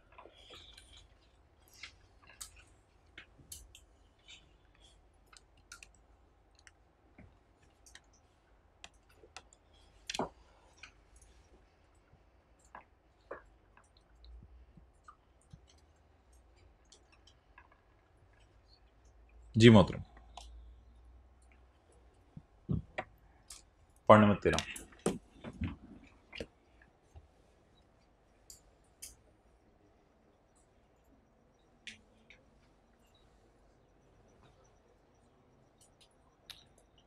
लिखें, सस्ता बिकने की वजह सवाल नहीं बता रहा क्या बनी। माने सस्ता बिकने की वजह सवाल नहीं बता रहा क्या बनी। ये अब मसला आएगा। इस तरह की एडजस्टमेंट्स अब हैं 3-4, वो ज़रा आपने टेंशन से सुननी है। सस्ता बिकने की वजह सवाल नहीं बता रहा। कोई सैलाब आया जिससे सस्ता बिकी है, कोई ज़ल्ज़ला आया जिससे सस्ते बिकी हैं, कोई कंपेटिटर आ गया जिसकी वजह से हमारी चीज़ सस्ती बिकी है। किस वजह से सस्ती बिकी ये मुझे नहीं पता। ओके, अच्छा अब मैं आपको एक मिसाल देता हूँ, तो उससे शायद आप इसका जवाब दे पाएँ। अभी दिखने में हमें पता नहीं चल रहा कि वजह क्या बनी है। एक दुकानदार है, वो कुछ सामान उसके पास पड़ा हुआ है 31 दिसंबर को, में भी कुछ प्रिंटर पड़े हुए हैं उसके पास, ठीक है। तो ये वो बेचने की कोशिश कर रहा है, लेकिन स्लो मूविंग है। मिसाल दे रहा हूँ, वो बेचने की कोशिश कर रहा है, बिक नहीं रहा। तो ना ईयर एंड के बाद एक ग्राहक आया, तो इसकी कॉस्ट थी मिसाल के तौर पे 10,000, तो मजबूरन उसे ना उस ग्राहक को ये 8,000 का बेचना पड़ा। तो मुझे बताएं, अगर वो ग्राहक 31 दिसंबर को भी आ जाता तो 8 का ही बेचते ना, क्योंकि उसमें साल के बाद कोई ऐसा मसला नहीं आया। उसमें साल के बाद सवाल बता नहीं रहा कोई मसला आया है। अगर साल के बाद किसी चीज़ में मसले का आना या ना आना सवाल खामोश हो, तो हम एज्यूम करेंगे कि अगर ये चीज़ साल के एंड पे भी बिक जाती तो इतने की बिकती थी। असल में स्टैंडर्ड इस बेस पे बने कि कोई खुशफहमियों में ना रहो। आप घर के अंदर कह रहे हो, अब्बू जो फलां चीज़ अमेरिका से लाए हैं बड़ी कमाल चीज़ है, ये है वो है, पता नहीं क्या क्या इसके अंदर, और ये कर दूंगा वो कर दूंगा। और जब आप साल के बाद मार्केट में लेके गए, कोई उसको लिफ्ट नहीं करा रहा। अगर आप साल के एंड पे भी ले जाते तो किसी ने उसको लिफ्ट नहीं करानी थी। ये तो साल के बाद आपने मार्केट में जाने की वजह से कुछ नहीं हुआ, वो साल के एंड पे भी आप ले जाते। तो एक बात याद रखिएगा, if question is silent about reason for change in value of inventory, then we will assume it is an, फिर हम हमेशा एज्यूम करेंगे ये एडजस्टिंग इवेंट है। ये एडजस्टमेंट नंबर कौन सी है? 13। अगर ऐसा होता कि साल से पहले सैलाब आता और साल के बाद बेचते सस्ता, यार इधर देखें, सुने ना, इधर इधर इधर सारी बातें आप मेरी सुने। इधर सैलाब आया, इधर सस्ता बेचा। जल्दी बताएं, एडजस्टिंग नॉन एडजस्टिंग? एडजस्टिंग, क्योंकि साल के एंड पे मसला आ चुका हुआ था।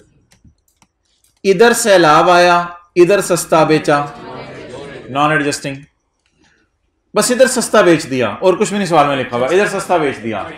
तो मेरे ख्याल से तो दिसंबर के एंड पे भी बेचते तो मार्केट ने यही सलूक करना था आपके साथ। तो इसलिए ये एक स्पेसिफिक सिनेरियो है, अक्सर ICAP टेस्ट करता है जिसमें रीजन नहीं बताई होती।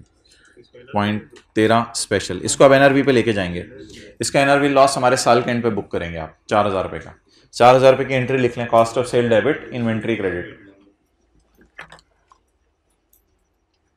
बल्कि अब NRV आपको निकालने की जरूरत नहीं, 10 दिन बाद एस्टिमेटेड सेलिंग प्राइस खुद ही आपको पता चल गई है, बस डायरेक्ट NRV फौरन निकला 4,000 रुपया। इसकी अंग्रेजी जरा देख लेते हैं ICAP कैसे लिखता है। अजीब सा सिनेरियो था। Sale immediately after the balance sheet date confirms that a loss existed at balance sheet date. ये जरा याद कर लीजिएगा अंग्रेजी। Sale immediately after the, immediately का मतलब ये नहीं कि 10 को 15 को 20 को 25 को भी बिक जाए तो इमीडिएटली है। Sale after the balance sheet date confirms that a loss existed at balance sheet date. कोई मसला था जरूर, क्योंकि अगर साल के बाद सस्ती बिकी है और कोई मसला मेरी तरफ से नहीं हुआ, तो साल के एंड पे भी अगर मैं ले जाता बाजार में तो सस्ती बिकनी थी। It is an adjusting event, so will increase cost of sale and decrease inventory by rupees 4,000 in the financial statements for the year ended 31 दिसंबर 2013. अच्छा, पॉइंट 1 पढ़ें दोबारा. डेटर की फैक्ट्री में आग कब लगी? इस दिन. पढ़ते नहीं साथ साथ. इस दिन आग लगी. और बैंक करप्ट कब हुआ? तो इसका मतलब है जब मैं साल के एंड पे खड़ा था तो मुझे कोई मसला नजर आ रहा था मसला नजर कि आग लग चुकी है. अच्छा, पॉइंट 2, आग लगी इस दिन, बैंक करप्ट हुआ इस दिन, जब मैं साल के एंड पे खड़ा था तो मुझे मसला नजर, तो इसलिए. अच्छा, वैसे ही कोई डेटर इस दिन पैसे लेके भाग गया, और वैसे ही कोई डेटर इस दिन पैसे लेके भाग गया, ये डेटर बैंक करप्ट हो गया, कोई मसला हो गया. भाईजान अगर आप साल के एंड पे भी इसके पास जाते हैं तो उसने यही करना था आपके साथ. आप 4 जनवरी को किसी से पैसे लेने गए, उसने कहा यार मैं नहीं पैसे दे रहा. अगर आप 31 दिसंबर को भी जाते तो उसने नहीं देने थे, क्योंकि अलग से कोई आग नहीं लगी जिसकी वजह से उसने ये बोला है. तो कुछ मिसाल के तौर पे कॉलेज वाले हैं, अब किसी बच्चे से पैसे मांग रहे हैं आज खड़े होके, तो वो पैसे नहीं दे रहा, तो प्रिंसिपल साहब क्या कहेंगे? यार 4 दिन पहले भी तुमने मांग लेते ना इससे, तो उसने कहना था है ही नहीं मेरे पास, मैं दूं कहां से. तो ये जो डेटर और इन्वेंट्री है ना, इनमें अगर वजह ना बताए सवाल तो इसको हमेशा क्या लेना है? बोले एडजस्टिंग इवेंट.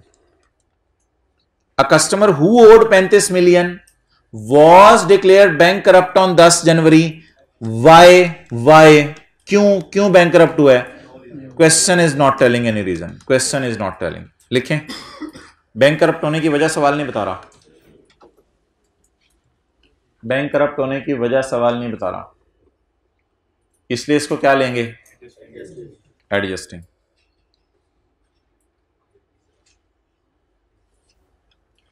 पिछले सारे सवालों में क्या पता चल रही थी? वजह पता चल रही थी.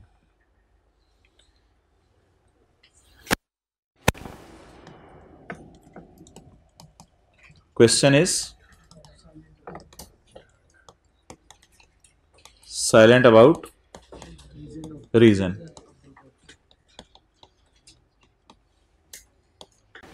इन case of inventory and in case of debtor. तो क्या लेने आपने हमेशा? लेकिन भाईजान इसकी एक एक्सेप्शन है, वो इन्वेस्टमेंट्स हैं. इधर देखें, मैं भी नोट करने दूंगा आपको. साल के एंड पे हुकूमत ने पॉलिसी को चेंज कर दी और साल के बाद मैंने इन्वेस्टमेंट सस्ती बेची, तो इट इज एडजस्टिंग. साल के बाद हुकूमत ने कोई पॉलिसी लाई और मैंने साल के बाद सस्ती बेची, मैंने साल के बाद सस्ती बेची, सस्ती बिक गई. ये जो है ना, असूली तौर पे जो मैं अभी से सुबह का पढ़ा रहा हूं, जो 2 पॉइंट्स पढ़ाए हैं, उसकी बेस पे तो आप एडजस्टिंग कहेंगे, लेकिन इसे नॉन एडजस्टिंग कहते हैं. द रीजन इज कि इन्वेंट्री और डेटर जो है ना, शेकी लोग नहीं है, यानी कि इतना ज्यादा इनकी प्राइसेस में चेंज नहीं आता डेली बेस पे. लेकिन इन्वेस्टमेंट जो है ना, अगर आप स्टॉक एक्सचेंज की वेबसाइट पे जाएं तो हर 5 सेकंड बाद भी इनकी प्राइस बदल रही होती है. तो इन्वेस्टमेंट्स की नेचर ऐसी है कि हर लम्हे ऊपर नीचे हो रही होती हैं. तो अगर साल के बाद आपने सस्ती बेची है तो यकीनन स्टॉक मार्केट में कुछ ना कुछ हुआ होगा जिसकी वजह से आपने सस्ती बेची है. ये अज्यूम नहीं करना कि अगर मैं साल के एंड पे भी बेच देता तो इतने की बिकनी थी. तो इन्वेस्टमेंट, ये जो मैंने 2 रूल पढ़ाए हैं, इसकी एक्सेप्शन है. Question is silent about reason of investment. इसको आपने क्या लेना है? Non adjusting.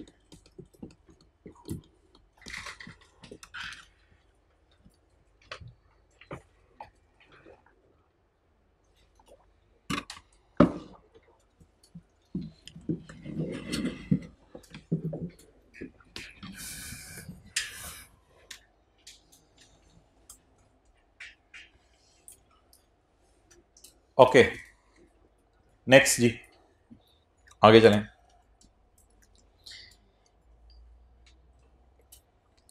ये स्पेशल केस कौन कौन सा हो गया? 3 और 13 हाईलाइट कर लिया आपने. अब इन्वेस्टमेंट्स वाला केस मैं ढूंढ लेता हूं अगर मुझे मिलता है तो. Adjustment number 14. We own investments, we sold investments. क्यों 5 रुपए का नुकसान आया? सवाल से हमने पूछा क्यों 5 रुपए का नुकसान आया, वजह बताएं, वजह बताएं। वजह नहीं पता, तो फिर क्या करें? इसको नॉन एडजस्टिंग लेना, क्योंकि ये किसका सिनेरियो है? इन्वेंट्री के डेटर का या इन्वेस्टमेंट्स का? इन्वेस्टमेंट्स का। इसमें भी वजह नहीं पता। ओके, इधर देखें, एक और स्पेसिफिक सिनेरियो, वो एक गारंटी इशू करने का।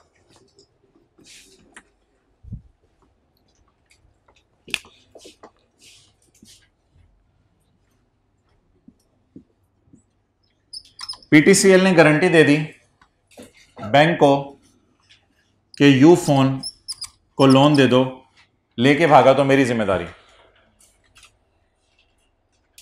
और यू फोन ने डिफॉल्ट कर दिया, या इसकी फैक्ट्री में आग लगी, कोई मसला हो गया, यू फोन ने डिफॉल्ट कर दिया। Adjusting event, non adjusting? Non adjusting, non adjusting, non adjusting. Guarantee देने से लायबिलिटी नहीं आती, जिसकी गारंटी दी गई है जब वो डिफॉल्ट करता है तो लायबिलिटी आती है। ये एक खास सिनेरियो है, इसको भी समझें। मैं एक छोटी सी एक और मिसाल देता हूं। मैंने 5 बच्चों की जिम्मेदारी ले ली कि 5 बच्चे 10-10 हज़ार रुपया लोन ले लें सरासिफ से।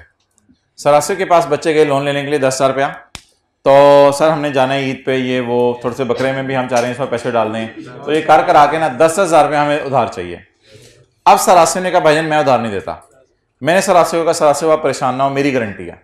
ये बच्चे अच्छे हैं, शरीफ हैं, माशाल्लाह समझदार हैं, तो मोबाइल इनके देखें आप, लेवल इनका देखें, तो ये शरीफ बच्चे हैं, अच्छे बच्चे हैं, आप परेशान ना हो, ये पैसे आपको वापस कर देंगे। ये क्या एंट्री करेंगे जब सरासिफ से उधार लेंगे? ये लोग क्या एंट्री करेंगे? Cash debit loan payable credit. कितने से? 50,000, 50 यानी 10,000 से। अच्छा मैं क्या एंट्री करूं? Payable credit 50,000। मैं भी पेबल बुक कर लूं?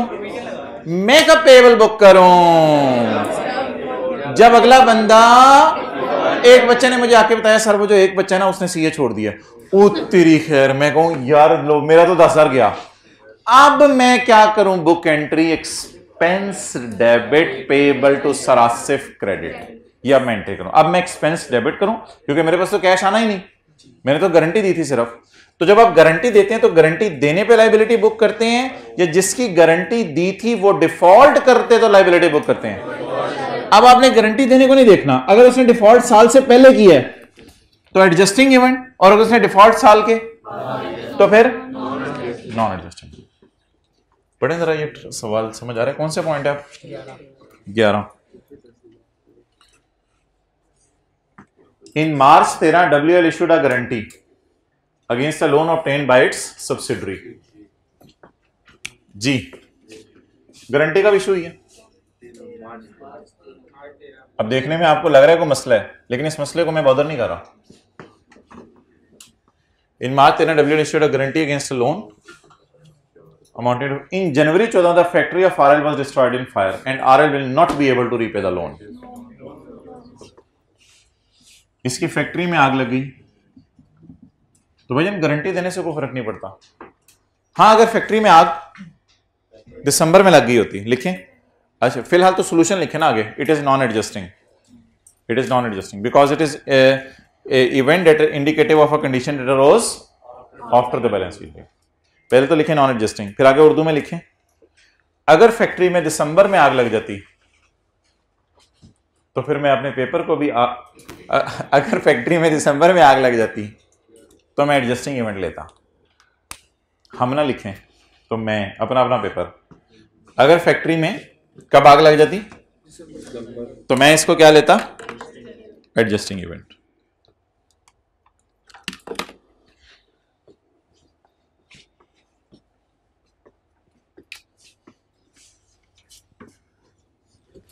जी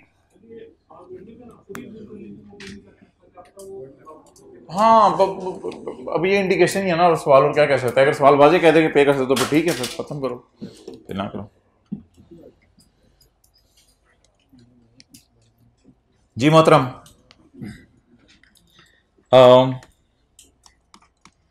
10 जनवरी को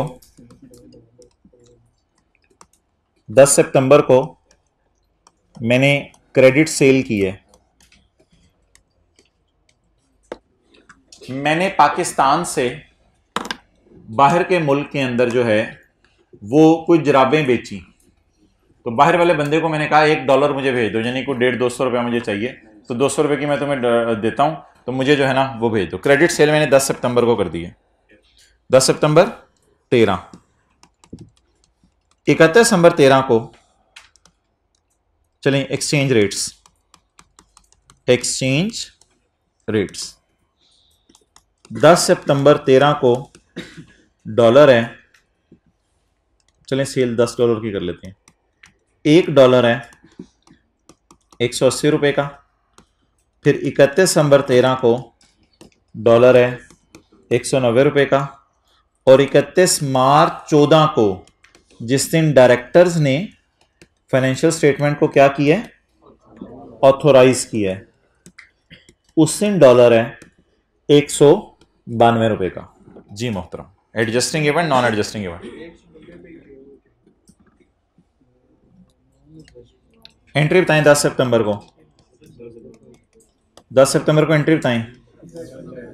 data debit cell credit $10 into 180, 1800। 31 दिसंबर 13 को वर्सेस वाली कैलकुलेशन करें। Debtor 190 into 10, 1900 versus 1800। 100 रुपये डेटर से और लेने हैं। डेटर डेबिट और P&L क्रेडिट कितने से? भाईजान IAS 21 कहता है कि बैलेंस शीट डेट वाला रेट लगाना है बस आपने। अब आपने एडजस्ट नहीं करते रहना फाइनेंशियल स्टेटमेंट कि 2 जनवरी को डॉलर कितने का हो गया, 3 जनवरी को डॉलर कितने का हो गया, 15 को डॉलर कितने का हो गया, 31 मार्च को डॉलर कितने का हो गया, ये बोंगी नहीं मारनी। तो नो एडजस्टमेंट रिक्वायर्ड। जिस दिन डायरेक्टर्स ऑथराइज करें financial statement, no adjustment for 192, it is a non adjusting event. Done? Okay, you have half minute to note it down. और ये तो IAS 21 में हमने ऑलरेडी पढ़ा हुआ है सारा कॉन्सेप्ट कि डॉलर साल के बाद महंगा या सस्ता हो हमें फर्क नहीं पड़ेगा, डॉलर को किस रेट पे रखना है?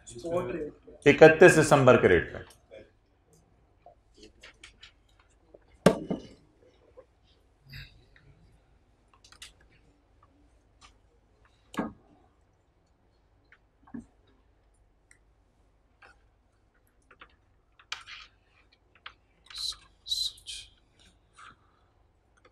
जी मोहतरम, असल में ना IAS 21 जो है वो ये कहता है कि बैलेंस शीट डेट के ऊपर आपने चीज़ों को ट्रांसलेट करना है। फिर जब किसी एक स्टैंडर्ड में वाज़ेह गाइडेंस आ जाए ना तो फिर वो दूसरा नहीं लगेगा उधर।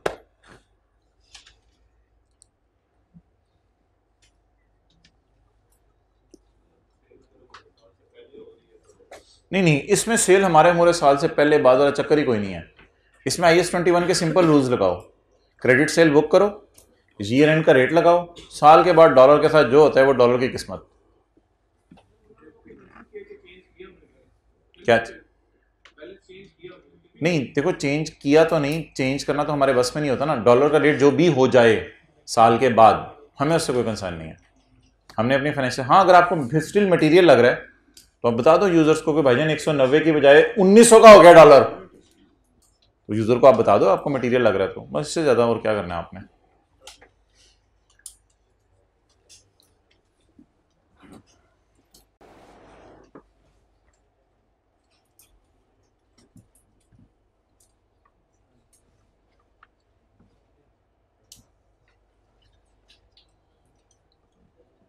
चलें आखिरी लाइन पढ़ लें, आप आखिरी एडजस्टमेंट पढ़ लें।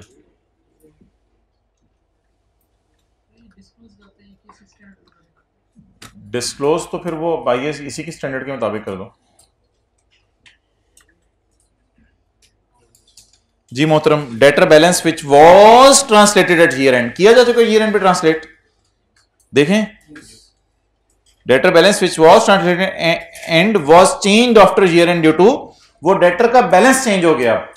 वो चेंज किस वजह से हुआ है कि हमें फील हो रहा है अब हमने उससे ज्यादा पैसे लेने हैं या देने हैं, जो भी है, हमने उससे ज्यादा पैसे लेने होंगे या कम पैसे लेने होंगे, लेकिन इस चेंज को क्या करें, इग्नोर करें। It is a non adjusting event. यह एक अजीब सा सवाल है 15, यहां तक समझ आ गया? अजीब सा सवाल है 15, आपको करते हुए भी शर्म सी आएगी।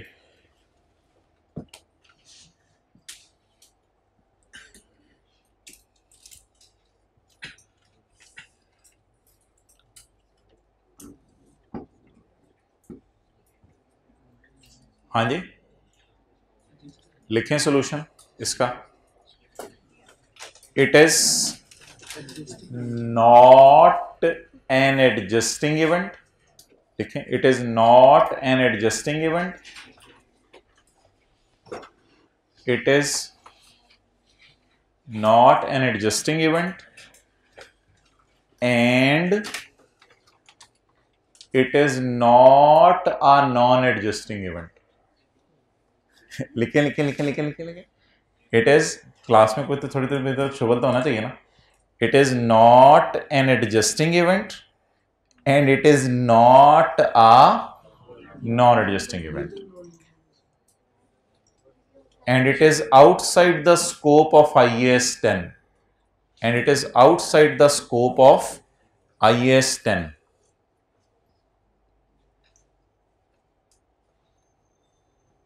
अच्छा, अब जरा अगर मैंने ये लिखवा दिया सोल्यूशन तो खुद समझने की कोशिश करें थोड़ा सा। यार ये स्टैंडर्ड जो है ना, जब तक डायरेक्टर ने साइन नहीं किए तब तक ही चीजों को देख सकता है, फ्यूचर को तो हमें इल्हाम नहीं होगा ना। तो अब क्या हुआ, डायरेक्टर्स ने फाइनेंशियल स्टेटमेंट ऑथराइज कर दी, प्रिंटिंग मशीन में प्रिंट होने चली गई, प्रिंट होके यूजर्स के घरों में पड़ी हुई हैं, हमें पता चला कोई और गलती पता चल गई हमारे साल की। अब IAS 10 कहता है यार मैं क्या करूं, अब मैंने तुम्हें उस वक्त तक सपोर्ट किया था जब तक के तुम CA ना कर लो, अब तुमने CA कर लिया फिर मेरी सपोर्ट मांग रहे मिसाल। तो स्टैंडर्ड कहता है कि भाईजान अगर इस दिन चोरी हुई, सॉरी इस दिन पता चला और इस दिन चोरी हुई, तो IAS 10 कहते हैं मैं क्या करूं फिर। जो एडजस्टिंग और नॉन एडजस्टिंग की डेफिनेशन पड़ी थी उसमें एक लफ्ज था, अगर आपने फोकस किया हो, between the end of balance sheet date and the date directors authorize the financial statement for issue. इस अरसे के दरमियान के अंदर कुछ चीजें हो तो IAS 10 कुछ आपको गाइड कर सकते हैं, इसके भी बाद आप कुछ कर रहे हो तो फिर स्टैंडर्ड कुछ नहीं कह सकता। बल्कि आपने तो FR1 पढ़ी हुई है, अब इसको हम अगले साल इस पे IAS 8 लगा देंगे, इसको प्रायर ईयर एरर कह देंगे कि पिछले साल की एरर थी हमारे से पकड़ी नहीं गई थी, याद आ रहे हैं? इसको इस पे IAS 8 लग जाएगा और हम अगले साल इंशाल्लाह इसकी एंट्री कर देंगे एक्सपेंस डेबिट कैश क्रेडिट की या इन्वेंट्री क्रेडिट की बजाय retained earning debit inventory credit. ये पढ़ा था IAS 8 में आपने कुछ? तो क्या, तो इस तरह की कोई चीज़ है ये, तो शायद इस पे IAS 8 लगे। फिलहाल IAS 8 लगे ना लगे वो साइड पे रखें। मुझे बताएं क्या इस पे IAS 10 लग सकता है? क्या डायरेक्टर के साइन होने से पहले पता चल गया? नहीं पता चल गया तो अब मैं कुछ कर सकता हूं। और एक मजे की बात सुने, अगर अगले दिन भी पता चल जाए ना 1 अप्रैल को, तो फिर डायरेक्टर ये नहीं कहता यार दोबारा मंगवाओ फाइनेंशियल स्टेटमेंट, साइन कर देंगे, अच्छा अगले दिन तुम लोगों ने कुछ और ले आना है। डायरेक्टर के दिमाग की दही बनानी है आपने। तो ये स्टैंडर्ड कहते हैं भाईजान जब डायरेक्टर, इसलिए एक डिस्क्लोजर है स्टैंडर्ड में। वो डिस्क्लोजर क्या है, वो डेट बताओ जिस दिन डायरेक्टर्स ने साइन किए हैं, ताकि यूजर्स को बताओ कि इस दिन बाद जो भी हुआ वो फिर अल्लाह वाले हम कुछ नहीं कर सकेंगे। तो इस दिन के बाद अगर कुछ पता चले जो इस साल हो चुका है, असूली तौर पे तो इस साल एडजस्ट होना चाहिए था, लेकिन इंसान है भूल गए, अब क्या कर सकते हैं, कुछ भी नहीं कर सकते। तो फिर तो फाइनेंशियल स्टेटमेंट यूजर के घर से दोबारा मंगवा लें, डायरेक्टर की साइन होकर घर जा चुकी हैं, फिर तो यही काम करते रहेंगे। तो इसलिए IAS 10 कहते हैं भाईजान भागो, मैं पॉइंट 15 में आपको कुछ नहीं कह सकता। IAS 10 के स्कोप से बाहर है तो फिर ना इसको एडजस्टिंग कहेंगे और ना इसको नॉन एडजस्टिंग कहेंगे। अच्छा 14 हो गया, 13 ओ 12 तो यार मशहूर जमाने। 12 में क्या है, 12 तो 1000 दफा क्लास में किया हुआ है, FR1 में किया, FR2 में किया हुआ है। आप अगर इसको मुश्किल समझ के पढ़ेंगे तो वो आपकी मर्जी है। ये तो FR1 में कराया जाता है बार बार। फाइनल डिविडेंड और भाईजान 2013 का साल है ना, तो 13 के साल का फाइनल डिविडेंड 14 में अनाउंस होगा, तो इसलिए रिकॉर्ड भी 14 में ही होगा। ये क्यों 13 में रिकॉर्ड होगा? फाइनल डिविडेंड्स मुझे बताएं कब रिकॉर्ड होते हैं? जब अनाउंस हो जाएं। तो अनाउंस कब होते हैं? अगले साल। तो 27 फरवरी को खड़े होकर हमने अनाउंस किया 25% बोनस शेयर देंगे लोगों को 2013 के साल वाले। तो 13 के साल के बोनस शेयर बांटने हैं। तो ये कौन सा डिविडेंड है?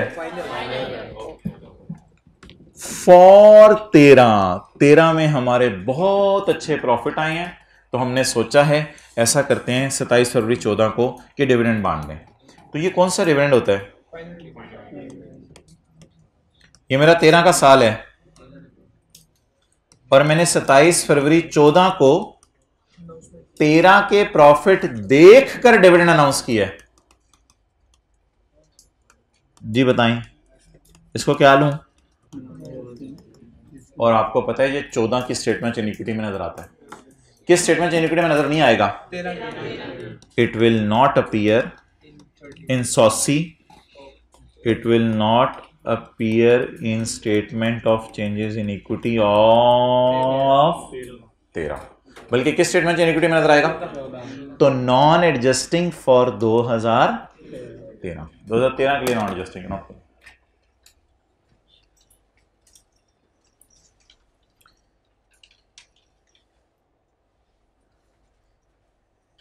एक धमाका होने लगा है इस एडजस्टमेंट में। It must be disclosed, it must be disclosed. जरा मशवरा दें क्यों इट मस्ट बी डिस्क्लोज्ड? मैंने तो कहा नॉन एडजस्टिंग को अगर मटेरियल हो तो डिस्क्लोज कर दो। नहीं वो ये कोई लॉजिक नहीं है 13 का फाइनल या वो। मैं कह रहा हूं इट मस्ट बी डिस्क्लोज्ड। नहीं हो सकता है मटेरियल हो सकता है हमने 2-2 रुपए बांटे हों। भाईजान मज से क्या आता है? दूध। अच्छा तो दूध ही ना है तो क्या फायदा? कंपनी में शेयर होल्डर ने पैसा डाला हुआ है, उसे सिर्फ क्या चाहिए? वो पूरी फाइनेंशियल स्टेटमेंट में sale, purchase, expenses, impairment, loss की एंट्री, IFRS 16, IAS 36 नहीं देखता। मेरे जैसा बंदा अगर किसी कंपनी के शेयर खरीदे तो दीवाना बड़ा ढूंढ रहा होता है भाई डिविडेंड कितना दिया, डिविडेंड कितना दिया है। तो यही तो चीज उसको चाहिए होती है कि डिविडेंड मुझे कितना दे रहे हो। तो यही हमने उसको बताई ना, तो बताया क्या फिर उसको? तो डिविडेंड बताना जरूरी है।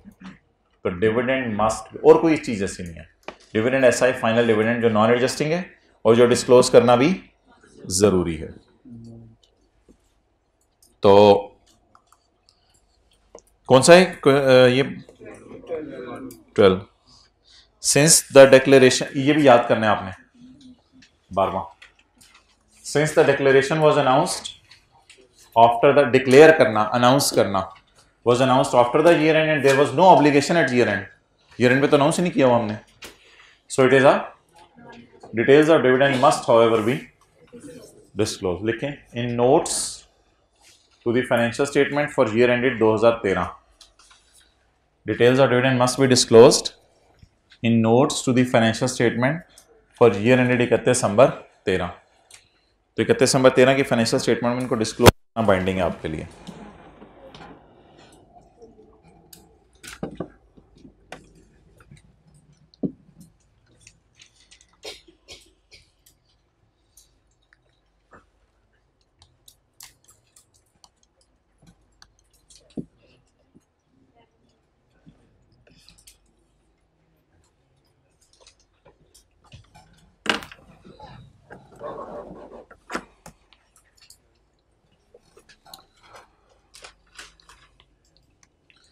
Please do not mix IAS 37 with IAS 10. Both are entirely independent standards. They have no link. So let me ask you a question. अच्छा कुछ लोग होते हैं ना, कभी अंग्रेजी बोली जा रही तो सुन नहीं रहे होते हैं। मैं कह रहा था कि IAS 1037 को ना मिक्स करने की जरूरत नहीं है। अभी जो मेरा सवाल है वो सुन लें।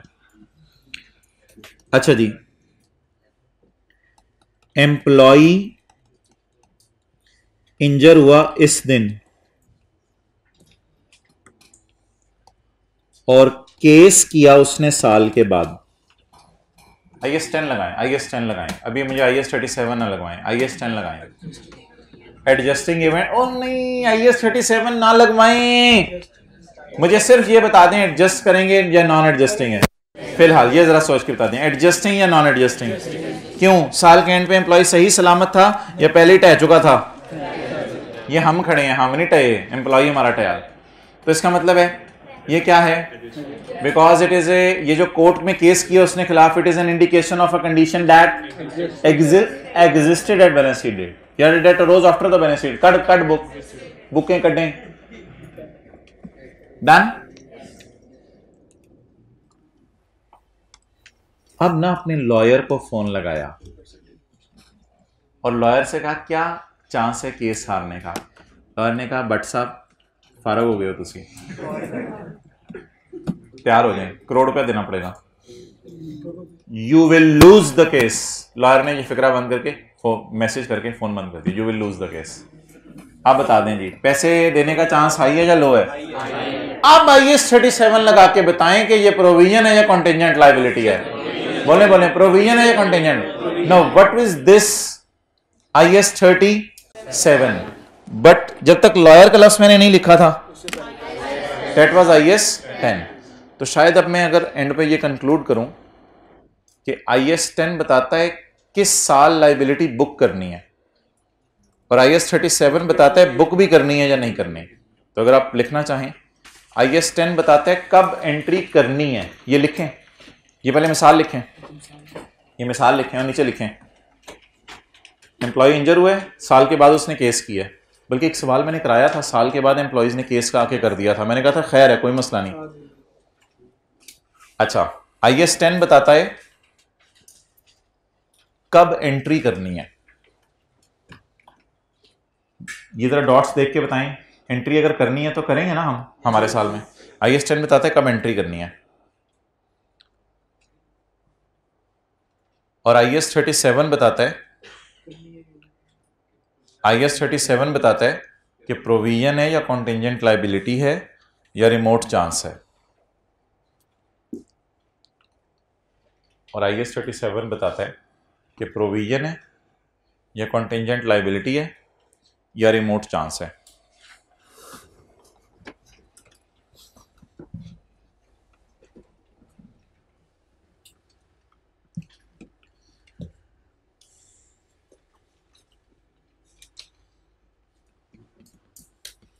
कि रिमोट चांस है।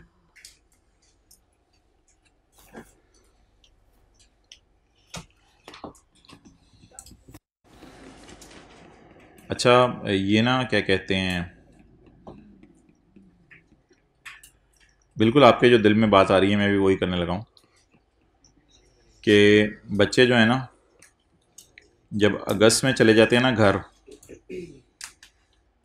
तो अगस्त में घर जाके वो क्या करते हैं, वो कहते हैं कि सर हमने